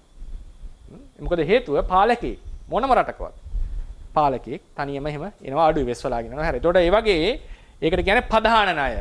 ප්‍රධාන ණය කියලා කියන්නේ ප්‍රධානියා විතරයි එනවා කියලා කියන්නේ. අනිත් අයත් ආවා කියලා. ඒතර අපි ගම්මේ කරගන්න ඕනේ. සිත ඉපදුනා කියනකොට අවශේෂ චෛසිකයොත් ඉපදුනා කියන එකයි තේරුම් ගන්න. ඒක ප්‍රධාන. උපලක්ෂණ ණය කියන්නේ මොකක් හරි එකක් කියනවා. මොකක් හරි එකක්. දැන් කාක්කන්ගෙන් කුඹුර බේර ගන්නවා. කාක්කන්ගෙන් බේර ගන්නවා විතර නෙවෙයි. එතන තව ගිරව් ඉන්නවා නේද? අලි ඉන්නවා. ගොඩාක් සත්තුන්ගෙන් බේර ගන්නවා. නමුත් කියන්නේ එකයි. ඊට පස්සේ එකක් තියෙනවා උපචාරයේ නම උපචාරය. දැන් උදාහරණයක් කියනවා ගමම ඇවිල්ලා කියලා කියනවා. ගමම ඇවිල්ලා. ගමම ඇවිල්ලා කියන්නේ ගම ඇවිල්ලාද ගමේ මිනිස්සු ඇවිල්ලාද? අහවර ගෙදර කෑ ගහනවා. ගෙදර සද්ද කරනවා. ඒතර කියන්නේ ගෙදර ඉන්න මිනිස්සු කෑ ගහනවා කියන්නේ. නේද? ඒතර ඒ වගේ මේ සමහර තැන්වලදී බුදුරණන් වහන්සේගේ දේශනාවේදී සමහර තැන්වල ඉතාම වැදගත් සමහර දේශනාවල හේත් උන්වහන්සේ නිස්සය කියනවා නිස්සිතේ තේරුම් ගන්නට. නිශ්‍රය කියන්නේ නිස්සිතේ තේරුම් ගන්නට. සමහර ලාවට අනිත් පැත්ත කියනවා. නිශ්චිතය කියනවා නිශ්‍රය තේරුම් ගන්නට. හේතුඵලය හේතුව දේශනා කරනවා. ඵලය තේරුම් ගන්න ඕනේ. ඔය නෙත්තියෙන් එහෙම ඒවා සමාට අහිඳිනවා. හේතුව මොකද්ද? ඵලය මොකද්ද? ඒ වගේ ණය ක්‍රම තියෙනවා 40ක්. එහෙම ලොකු ගැඹුරක් නෙවෙයි ඒකේ තියෙන්නේ. තේරුම් ගන්න පුළුවන්. ඒක සාමාන්‍යයෙන් කියන එකට තේරෙනවා මොකද්ද මේ කියන්නේ කියලා. මේකෙන් වන්නේ කවරක්වත් නෙවෙයි. ඒක ඒ දැනුම නැති වුණා කියලා පෙලාටුවාව කියව ගන්නට තේරුම් ගන්න බෑ කියන එකක් මම ලොකුවට හිතන්නේ. නමුත් විසඳ වෙනවා. ඒ කියන්නේ හොඳට ක්ලියර් වෙනවා. දැන් හොඳට තියෙනවා වාක්‍ය විච්ඡේදය කියලා එකක්. වාක්‍ය විච්ඡේද නෙවෙයි sorry වාක්‍ය විච්ඡේද නෙවෙයි. ඒ කියන්නේ වාක්‍ය මේ මතක් වෙන්නේ නැහැ වචන. වාක්‍ය යුගල 18ක් තියෙනවා. යුගල 18ක්. දල්හීකරණය දල්හිය ඊට පස්සේ මොකද්ද මට මතක් වෙන්නේ නැහැ නම් එහෙම මොනවා හරි අපි හිතමුකෝ චෝදනාව පරිහාරය ඊට පස්සේ සමහර ඒවා වලට උපකාර කරලා තියෙනවා සමහර අදහස් ප්‍රතික්ෂේප කරලා තියෙනවා. ඉතින් ඒ වගේ ඒ වාක්‍ය ටික කඩා ගන්නවා. වාක්‍ය කඩා ගත්තම අපිට තේරෙනවා මේ වාක්‍යයෙන් මෙතන ඉවරයි. මේ ඊට පස්සේ කියනවා පක්ෂාන්තර අලුත් මාතෘකාව පටන් ගත්තා දැන්. සමහරලාට අපි එකට කියවගෙන යනවා. සමහර තැන්වල. අටුවාවේ සමහර වැරදීම් වෙන්න පුළුවන් පොඩි දේවල්. ලොකු ඒවා නෙමෙයි. පාලි පුළුවන් කියනනම් මේ කියවගෙන යන්න පුළුවන්. නමුත් ඒක කියපු රටාවක් තියෙනවා. කියපු ක්‍රමයක් තියෙනවා. දැන් ඔය ක්‍රම මම එක කිව්වේ බුරුමේ තියෙනවා. ඒ වගේ ක්‍රම 10ක් මේ අටුවාව කියවන. ක්‍රම 10කට. ඊට පස්සේ අපේ දැන් සායනස කෙනෙක් ඉන්නවා ඒක හොඳටම අධ්‍යයනය කරපු ඒ විභාග පවා සමර්ථ වෙච්ච. උන්වහන්සේගේ නම පැල්මඩුල්ලේ විජිතානන්දාභි වංශ. පැල්මඩුල්ලේ විජිතානන්දාභි වංශ. උන්වහන්සේ ඒක ඒ බුරුම රටෙත් ඒක අවුරුදු 100ටම පාස් වෙලා තියෙන 600යි. අවුරුදු 100ටම 600 ගණන් පාස් වෙලා තියෙන විභාගය. ඒක හරි අමාරු විභාගයක් අභිවංශක විභාගය. ඒ නිසා අභිවංශක නමට ආගට එන්නේ. ඉතින් උන්වහන්සේ මට කිව්වා මේ තරුණ සාන පොඩි තරුණ සාංශ කෙනෙක්. අපිත් එක්ක තමයි ඉන්නේ. ඇත්තටම මගේ ශිෂ්‍යෙක්. ඉතින් උන්වහන්සේ විස්තර කරේ මේ දැන් කියවන් යනකොට දැන් අටුවාව කියවලා ඒ ණය ක්‍රම ඉඳලා විස්තරය ලියනවා. විස්තරය ලිව්වට පස්සේ පාලියෙන් විස්තරය ලියන්න ඕනේ. ගිගොම උත්තරයක් එනවනේ අපිට.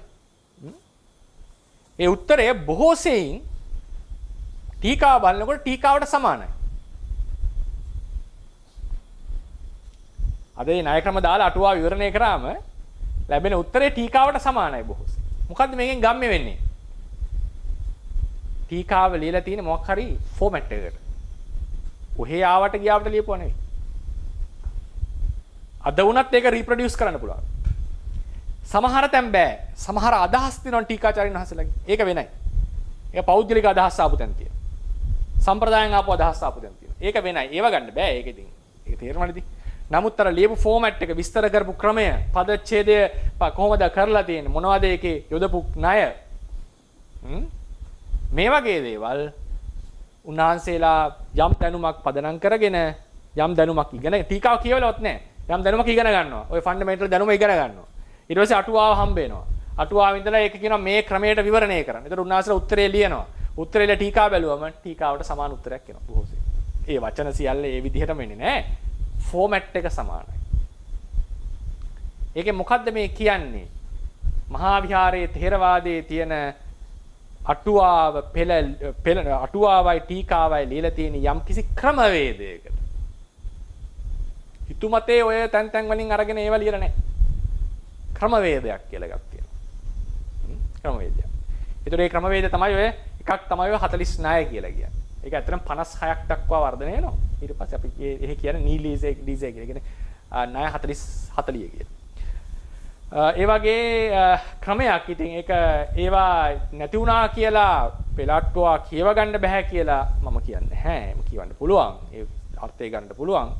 නමුත් අර විසඳ වෙනවා, සුවිසඳ වෙනවා, තව ක්ලියර් වෙනවා, පැහැදිලි වෙනවා. පැහැදිලි වෙනවා. ඉතින් ඕක තමයි කෙටියෙන් උත්තරයක් දෙන්නට තියෙන්නේ. නැත්නම් ඔක්කොම විස්තර කරන්න මට හැකියාවකුත් නැහැ. ඒක එහෙම ලොකුට මතක් වෙන්නේ නැහැ. තෙරුවන් සරණයි ස්වාමීන් වහන්සේ. තෙරුවන් සරණයි. දැන් නාම ධර්ම වල ඒක උපාද, ඒක නිරෝධ, ඒක ආලම්බන, ඒක වස්තුක කියලා එනවා. ඒ වගේම දැන් රූප වල දැන් අද පහක් ඉගෙන ගත්තනේ. ඒ දෙක අතර සම්බන්ධයක් හරි පොඩ්ඩක් එහෙම විස්තරයක් කරන්න පුළුවන් නම් සම්පූර්ණ සම්පූර්ණ වෙනස්. මිශ්‍රණය සම්පූර්ණ වෙනස්, ලක්ෂණ සම්පූර්ණ වෙනස්. නමුත් අර කලාප වශයෙන් තියෙන්නේ නාමයෝ ගෲප් එකක්, රූපයෝ ගෲප් එකක්. එතකොට ඒ කට්ටිය හට ගන්නකොට ඒ ගෲප් එකේ තියෙන එක බවක්. ඒ නිසා නාම කලාපවල සමූහයට අපි කියපු තමයි චිත්තුප්පාදේ නේද? පළවෙනි පාඩම් වල හිටියනම් ඒ චිත්තුප්පාදේ කියලා කියන්නේ. රූප සමූහයක රූප කලාපය. ඒතකොට චිත්තුප්පාදය එකට හටගන්න එක චිත්තුප්පාදය. ඒතකොට ඒකේ තියෙන සියලුම නාම ධර්මයන්ගේ ඉපැත්ම එකම ඉපැත්ම. රූප කලාපයේ තියෙන සියලු රූප වල ඉපැත්ම එකම ඉපැත්ම. ඉතින් ඒ නිසා ඒකේ අර ඒ බව සමානයි. ඒ කියන්නේ ඒ සමූහයම එකට හටගන්න. හැබැයි මේ වගේ ලක්ෂණ කෘත්‍යයන් සම්පූර්ණයෙන් දෙකක් අහසට පොළොව වගේ රූපේ නාමය කියන්නේ. සම්පූර්ණ දෙකක්. ඉතින් ඒකුප්පාද ඒක නිරෝධ කියනකොට එකම ඉපදීම එකම නිරෝධය. ඒකා ලම්භන කියලා කියනකොට රූපේට නැහැ. එකම අරමුණ තමයි නාමයන්ට තියෙන්නේ. ඒ කලාපයක අරමුණ එකයි. හැමෝගේම අරමුණ එකයි. හරිනේ? කෘත්‍ය කරනවා. අරමුණෙහි රස විඳිනවා. හැබැයි අරමුණෙහි රස විඳින්න. අරමුණ හඳුනා ගන්නවා. හරිනේ? නමුත් ඔක්කොම වැඩ ගදින අරමුණ සම්බන්ධයෙන්. එනිසා එකම අරමුණක්. ඒකා ලම්බන. වත්තුක. ඒක වත්තුක කියලා කියන්නේ ඒක අදාළ වෙන්නේ මේ පංචවෝකාරයට විතරයි. ඇසුරු කරන්නේ එකම වස්තු රූපයක්. එකම වස්තු රූපයක්. ඇත්තටම ඒක වත්තුක කියන එක රිඩන්ඩන්ට්. ඒක අවශ්‍ය නැති එක. සම්ප්‍රයෝග ලක්ෂණ තුනයි ඇත්තටම අවශ්‍ය. ඒකුප්පාද, ඒක නිරෝධ, ඒක වත්තුක කියලා කිව්ව ගමන් කතාව ඉවරයි. ඒකත් එක ණය ක්‍රමයක්. ඒ කියන්නේ අවශ්‍ය නොවුනත් අතිරේක ලෙස දක්වලා තියෙනවා. ඒකට කියන ණය මට මතක නැහැ. ඒ කියන්නේ කරුණු තුනකින්ම චිත්තුප්පාදයේ ලක්ෂණ විවර කරන්න පුළුවන්. හැබැයි ඒක වත්තුක එක අනවශ්‍ය, ඒ කියන්නේ අතිරේකව දාලා දින පංචභෝකාරය අපි ඉගෙන ගන්න නිසා. නමුත් ඒක අවශ්‍ය නැහැ. ඉතින් ඒ වගේ මේ මොනවද මොකද සමහර සිත් තියෙනවා වස්තුවක් නැතුව. සමහර සිත් වස්තුවක් නැතුවක් තියෙනවා. ඉතින් ඒ වගේ අර සමූහ වශයෙන් ගත්තම කලාපේකත්වය කියන එක තමයි දෙන්නගෙම තියෙන්නේ. කලාප වශයෙන් තියෙනකොට ඔය කියපු එකම ඉපදීම, එකම නිරෝධය කියන ලක්ෂණ තියෙනවා දෙන්නගෙම. රූපවල තියෙනවා නිශ්චය කියලා එකක්. නිශ්චය කියලා කියන්නේ ඒක මොකද්ද මේ ෆිසිකල්නේ, භෞතිකනේ. ඒ නිසා ඒ නිශ්චය බව ප්‍රකටයි. සිත්වලත් එකිනෙකා නිශ්චය කිරීමක් කරනවා. ඒ නිශ්චය කියන්නේ භෞතික නිශ්චයක් නෙවෙයි. ඒකට ඇසුරු කිරීම වශයෙන් උනෝන් අවශ්‍යයි. සිතකින් තොරව වේදනාවකට පහළ වෙන්න බෑ. වේදනාවකට තොරව සිතකට පහළ වෙන්න බෑ. ඒක අපි එදාට කතා කරනවා. ඇයි එහෙම බැරි කියලා. ඒක වත්තුක කියලා කියන්නේ ඒ කට්ටිය රූපයක් ඇසුරු කළ යුතුයි කියන අදහසක් තියෙනවා. රූපයක් ඇසුරු කරන්නට ඕනේ කියන අදහසක් තියෙනවා. ඒ නිසා ওই විදිහට තමයි ඒකේ සමානත්වය තේරෙන්නේ. ඒ බොදුමාට අවශ්‍ය උනේ ඒක දන්නේ නැහැ හැබැයි. උත්තරේ. එහෙමයි සාරාංශ. තෙරුවන් සරණයි. මේ ලක්ෂණ කියලා කෙනෙක් කතා කරා. තෙරුවන් සරණයි. සාරාංශ දැන් රහතන් වහන්සේගේ චුතියේදී නාම ධර්ම වල නිරෝධය තේරෙනවා. නමුත් රූප ධර්ම වල නිරෝධය කෙසේ අරහන්ත චුතියේදී දැන් මොකද්ද මට අරහන්ත චුතියේදී රූප ධර්ම වල නිරෝධය දැන් අපි දන්නා නාම රූප ධර්ම වල නිරෝධයක් සිදු වෙනවා සයන්වංශ. එතකොට දැන් මේ ස්කන්ධ පරම්පරාව එතන නිරුද්ධ වුණාම ඉදිරියට නොයාමක් වෙනවනේ මේ නාම ධර්ම එතනින්ම නිරුද්ධ වෙනවා. රූප ධර්ම වල නිරෝධය කොහොමද එතන පැහැදිලි වෙන්නේ සානසල පසු මේක කියනවත් දන්නේ. ඔව් ගොඩාක් පස්සේ එන කතාවක් ඔය මට ගොඩාක් එහා තියෙන එකක් නාම රූප පවත්තිය නිර්වාණය වගේ මාතෘකාවක් ගැන මාතෘකාවක්. ඉතින් ඒකේදී අපි තේරුම් ගන්න ඕනේ දැන් රහතන් වහන්සේ රූප නිරෝධයට ලක් කරලා තියෙන මොනවා අනුප්පන්න රූප. අනුප්පන්න රූප නිරෝධයට ලක් වෙලා තියෙන්නේ. අනුප්පන්න ස්කන්ධය. ඉතින් අර නාම රූප නිරෝධ වෙනවා කියන්නේ අනුප්පන්න නාම රූපය අරමුණු කරගෙන කියන්නේ. එහෙම නැතුව මේ පවතින රූපස්කන්ධය සම්පූර්ණ නිරෝධ වෙනවා කියලා එකක් නෑ රහතන් වහන්සේ. ඉතින් මේ පවතින රූපස්කන්ධය වුණත් දුකක් ජීවත් වෙලා ඉන්නකොට නාම රූපය අවශේෂයි කියලා කියනවා. පවතින රූපස්කන්ධය වුණත් දුකක් වෙලා තියන්නේ ඇයි? පවතින රූපස්කන්ධය වුණත් දුකක් වෙලා තියන්නේ ඇයි? මේ මොනවාද සිතක් පවතින නිසා.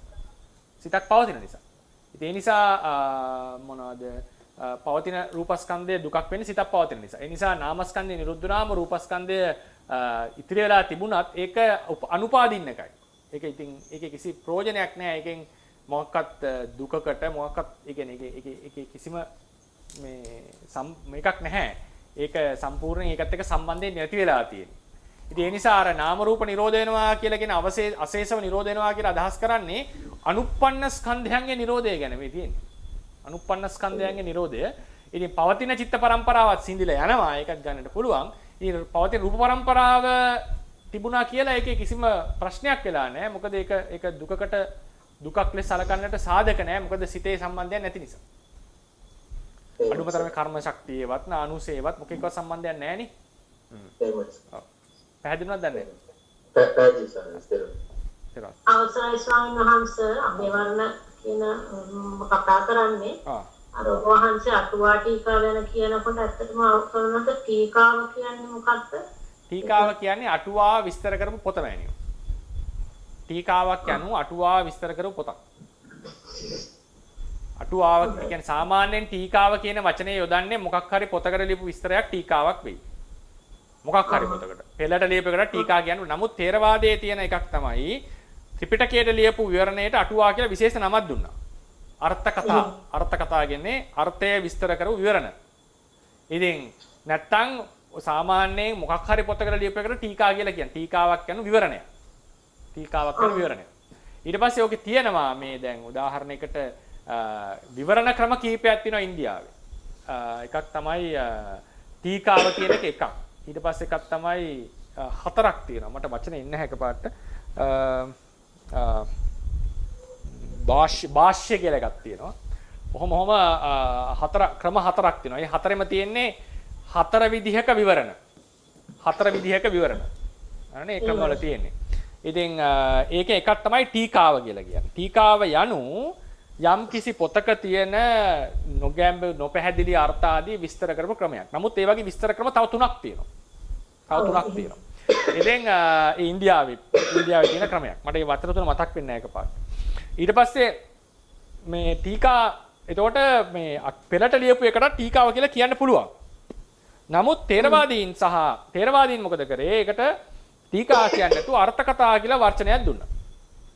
ඊට පස්සේ සර්වස්තිවාදීන් ඒකට ටීකා කියන එකට කිව්වා විභාෂා කියලා. ඒක විභාෂා කියන නමක් දුන්නා. හැබැයි විභාෂාවට ලියුනේ ටීකාව. මොකද මොකක් හරි පොතකට ලියන විස්තර ටීකා කියලා කියන්නේ. ඊට පස්සේ අටුවාවට ලියපු එකට ටීකාව. ඊට පස්සේ ටීකාවට ලියුණා නම් එක ටීකාවකට තව ටීකාවල උනේ ඒකට කියන අනු ටීකාව. ඔය වගේ ටීකා යනු පොතකට ලියපු විස්තරයක්. පොතකට ලියපු විස්තරයක්. අවසරයි ස්වාමීන් වහන්සේ. ඊර්වන් සර්ණයි ස්වාමීන් වහන්සේ මේ භාෂ්‍ය කියලා ඔබ වහන්සේ කිව්වේ ආචාර්යවාද කියන එකද? නෑ. භාෂ්‍ය කියලා මම අදහස් කරේ ඉන්දියාවේ තිබිලා තියෙනවා අර්ථ විවරණ ක්‍රම හතරක්. ඒක ලිව්වත් එක්ක මට මතක් වෙන්නේ ඒ හතර තමයි භාෂ්‍ය එන්නේ අවුලට. තව දෙකක් තියෙනවා. ඊට පස්සේ එන්නේ ටීකා. ටීකා කියන්නේ ඔය හතරෙන් එකක්. ඉතින් ඒ භාෂ්‍ය යනු ඒ හතරටම තියෙනවා නිර්වචන. භාෂ්‍යයක් කියලා කියන්නේ මොකක් හරි සූත්‍රයක් අරගෙන සූත්‍ර කියලා ගත්තේ ත්‍රිපිටකය කියන එක නෙවෙයි. දැන් උදාහරණයකට වෙන ආචාර්යවරු වෙන ශාස්ත්‍රවරු විස්තර කරපු දේවල් තියෙනවා. වේදේ තියෙනවා. පාඨ. මේවට කියන්නේ සූත්‍ර කියලා. ප්‍රධාන පොත, මූලික පොත, මූල පොත. එතකොට ඒ පොතේ තියෙන දේවල් ගූල් කියන්නේ සංගවිච්ච අර්ථ, නොපැහැදිලි අර්ථ විස්තර කරනවා. ඊට පස්සේ තව එකක් තියෙනවා තව ක්‍රමයක් තමයි කෙටියෙන් විස්තර කරපු එක අඩු පුරවන. ඒක තව විස්තර කරනවා. වචන විස්තර කිරීම එකක්. දැන් උදාහරණයකට අපි ව්‍යාකරණ වලේ තියෙනවා කෙටියෙන් සූත්‍රය තියෙන. ඒකට කියන සූත්‍රය කියලා. ඒක විස්තර කරනවා. වෘත්තියක්. හරිනේ? ඒක ගොඩක් විස්තර කරනවා. ඉතින් ඒ වගේ භාෂ්‍ය වෘත්ති තව එකක් තියෙනවා. ඔන්නෝම ක්‍රම 4ක් තියෙනවා අර්ථ විවරණ ලබා දෙන්න. ඉතින් ඒක මේ බුදුදහමට විතරක් සීමා වෙච්ච දෙයක් නෙවෙයි. ඒක පුරාණ ඉන්දියාවේ දැන් ආයුර්වේද පොත්වලට ඔය තියෙනවා. ඉතින් ඒ වගේ ක්‍රමයක් තමයි භාෂ්‍ය කියලා කියන්නේ. ඉතින් භාෂ්‍යයක් යනු ප්‍රධාන මූලික ශාස්ත්‍රවරයාගේ වචනය, මූලික ගුරුවරයාගේ වචනය පසුකාලීන අය විස්තර කරපු ක්‍රම. විවරණ කරපු ක්‍රම. සමහර වෙලේ කලාතුරකින් ශාස්ත්‍රවරයාම විස්තරයක් දීපු අවස්ථා තියෙන්න පුළුවන්. මූලිකයම. නමුත් ගොඩක් වෙලාවට වෙන්නේ පසුකාලීන අය තමයි මේක විස්තර කරන්නේ. ඉතින් ඒ වචන අපේ තේරවාදය යොදාගන්නේ නැහැ. අපිත් යොදාගෙන තියෙන්නේ අර්ථ විවරණ, අර්ථ කතා එකම දේ තමයි. හැබැයි භාෂ්‍ය ලක්ෂණය තිබිලා තියෙනවා. භාෂ්‍ය ලක්ෂණය අපි ළඟ තිබිලා තියෙනවා. ටීකා ලක්ෂණය අපි ළඟ තිබිලා තියෙනවා. අපේ පොත් සංග්‍රහ වෙන්නේ අටුවා ටීකා ආදී ලෙසට. අටුවා ටීකා ආදී ලෙස. ටිප්පණි කියලා එකක් කියවෙනවා. මම ඒක දන්නේ නැහැ මොකද්ද කියලා අපිටත් ඒක හොයාගන්න බෑ. ඒක ලොකුවටම දන්න සමහරවිට ටිප්පණි කියලා එකකුත් තියෙනවා. අද කාලේ එහෙම හොයාගන්න පුළුවන් එකක් නෙවෙයි ඒක ටිප්පණි කියලා කියන්නේ. ඒක මොන අර්ථයෙන් කිව්වද දන්නේ නැහැ. ඉතින් අපේ තේරවාදයේ ඔය අර්ථ සංවර්ධනාව බෙදෙන ක්‍රම ටිකක් තියෙනවා. බුරුමේ තියෙනවා ඒවා ක්‍රම 15ක් ගැන අපි කියනවා. සෝරි ක්‍රම 10ක් ගැන. අටුවාව එකක්, ටීකාව තව එකක්. ඊට පස්සේ තියෙනවා අත්ත යෝජනා කියලා තව එකක්. ඊට පස්සේ තියෙනවා නිස්සය කියලා. නිස්සය කියලා කියන්නේ අපි කියන්නේ සන්නේ කියලා කියන්නේ. නිස්සය කියලා තව එකක්. ඒ කියන්නේ පදෙන් පදේ අර්ථ දෙනවා කියලා එකක් කියනවා. ඊට පස්සේ පද අරගෙන ඒකට විවරණ දෙනවා. අර්ථ යෝජනා දෙනවා. ඊට පස්සේ අටුවා ක්‍රමයේදී ඒකෙදී ඒක අර්ථ විවරණ දීමක් නෙවෙයි ලොකු ඒ කියන්නේ මත ආදී අරගෙන ලොකුවට විස්තර කරනවා. ওই විදිහට ක්‍රමවේද 10ක් තේරවාදයේ තියෙනවා මේ විස්තර විවරණ ආපු ක්‍රමවේද 10ක්. මට ඒවා එකපාර මතක් වෙන්නේ නැහැ. ඒ කියන්නේ ඒ ළඟ පරිශීලනය නොකරපු නිසා. ඉතින් ඒක තේරවාදයට ආවේකින වෙච්ච ක්‍රමයක්. මම භාෂ්‍ය කියලා කිව්වේ ඉන්දියාවේ තියෙන අර්ථ විවරණ ක්‍රම වලින් මූලික ක්‍රමවේද 4. එකක්.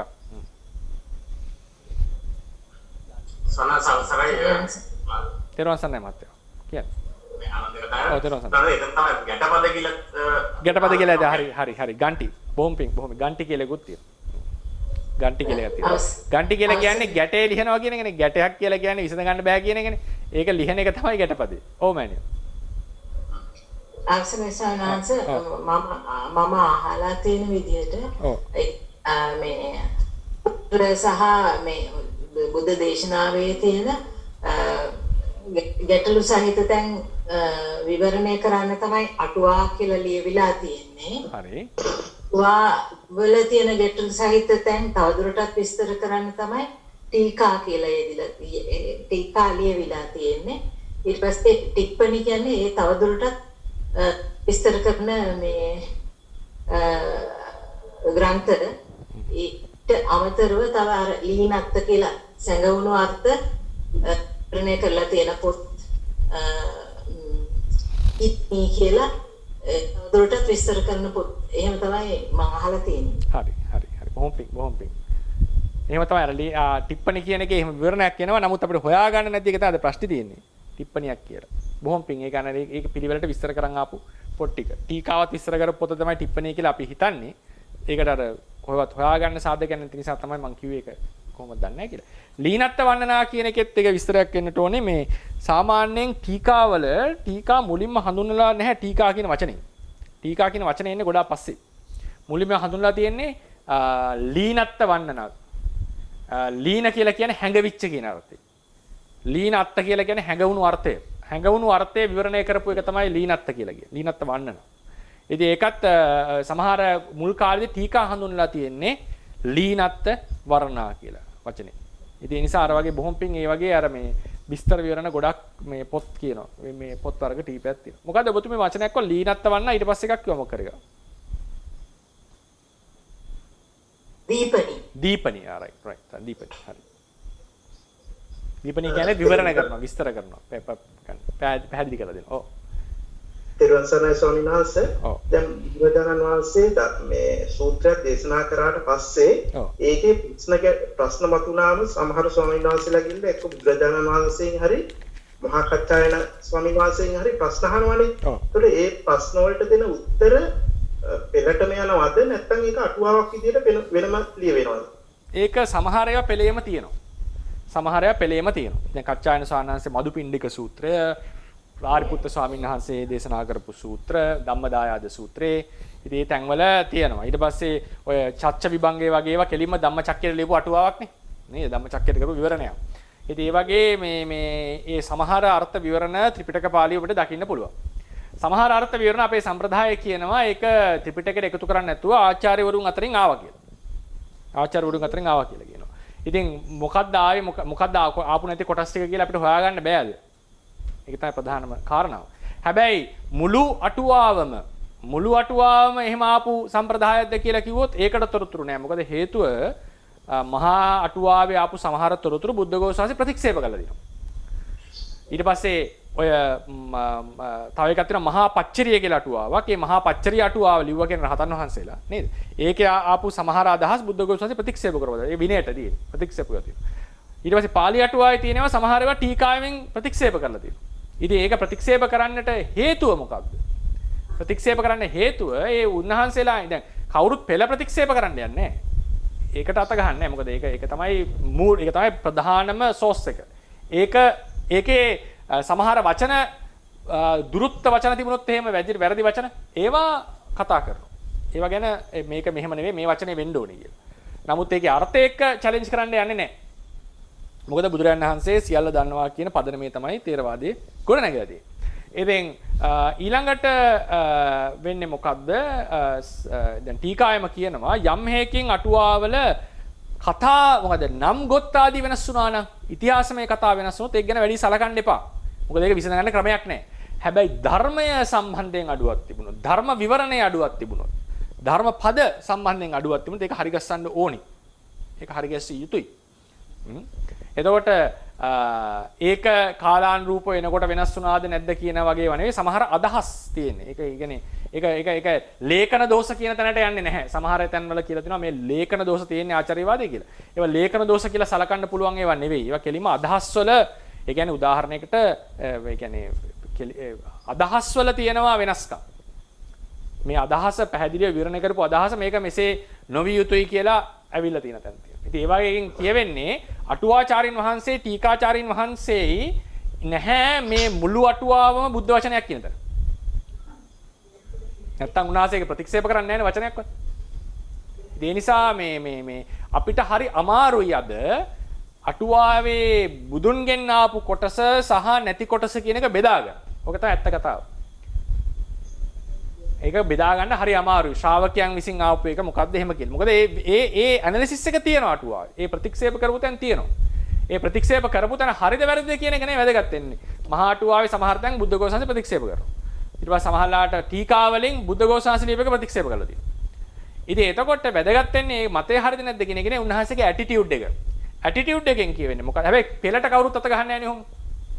ඇටිටියුඩ් එක කියන්නේ මේක බුද්ධ වචනයක් කියන විශ්වාසය සියල්ලෙන් සියල්ල එක කියුණා නම් මේ ප්‍රතික්ෂේප කිරීම කරන්න බෑ උන්වහන්සේලාට. ඒකෙන් ගම්ම්‍ය වෙන්නේ උන්වහන්සේලා දැනන් ඉඳලා තියෙනවා මේක කාලානුරූප වර්ධනය වෙච්ච දෙයක්. මේ අටුව. සම්ප්‍රදාය ක්‍රමවේදය කොහේ නිකන් අහසට හිතපු එකක් නෙවෙයි. ඒකත් කියන්න ඕනේ. මේක ඔහේ අහසට හිතපු එකක් නෙවෙයි අටුවාව කියලා කියන්නේ. හැබැයි මේ අටුවාවේ පැහැදිලිවම බුදුරජාණන් වහන්සේගෙන් ආපු තොරතුරු ටිකක් තියෙනවා. අද වෙලා තියෙන්නේ ඒක ඩිස්ටින්ග්විෂ් කරගන්න ක්‍රමයක් නෑ අපිට. ඒ නිසා අපි මේක පූජනීය ලෙස සලකනවා. පූජනීය ලෙස හැබැයි බැරි වෙලා හරි ඒක ටීකාව කියන්නේ ඒක බැරි වෙලා හරි දෝෂයක් තිබුණොත් ඒ කියන්නේ කෙලින්ම පෙළත් එක කන්ට්‍රඩික්ට් වෙන තැන් තියෙන්න පුළුවන්. පැහැදිලිව. නිකන් ලොකු සිද්ධි නෙවෙයි. මූලික සිද්ධියන් ඉපදීමක් නැහැ වගේ එහෙම එකක් එන්නේ නැහැ නේ කවදා. පස්වෙනි සත්‍යයක් එහෙම කතා මොනවද නැහැ. සමහර තැන්වල ඒවා ඇත්තටම නිවන් මාර්ගයට බාධා වෙන කන්ට්‍රඩික්ෂන් උත් නෙවෙයි. ඒකත් මම කියන්න ඕනේ. නිවන් මාර්ගයට බාධා වෙන කන්ට්‍රඩික්ෂන්ස් තේරවාදය තුල නැහැ. තේරවාදයේ හරිම පැහැදිලිව නිවන් මාර්ගය විස්තර කරලා තියෙනවා.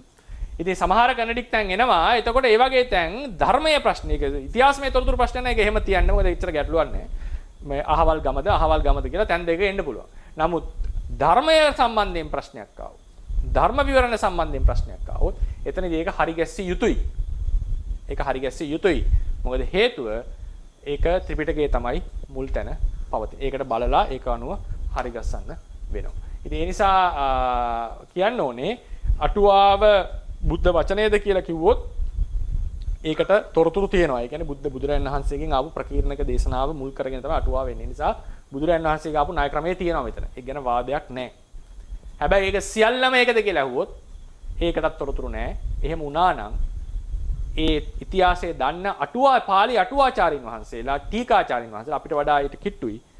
ශ්‍රද්ධාදී ගුණ ධර්ම වල තියලා දැන් නැත්තම් කියන අශ්‍රද්ධාව කියන සමහර කෙනෙක් කියනවා උදාහරණයකට මේ කියන ප්‍රකාශනයේ ශ්‍රද්ධාව නැති කියන කතාවක්. එහෙනම් ඉතින් එහෙනම් බුද්ධඝෝෂාංශය තමයි ශ්‍රද්ධාව නැති වෙන්නේ. එහෙනම් අටුවාචාරින් වහන්සේලා ශ්‍රද්ධාව නැති වෙන්නේ.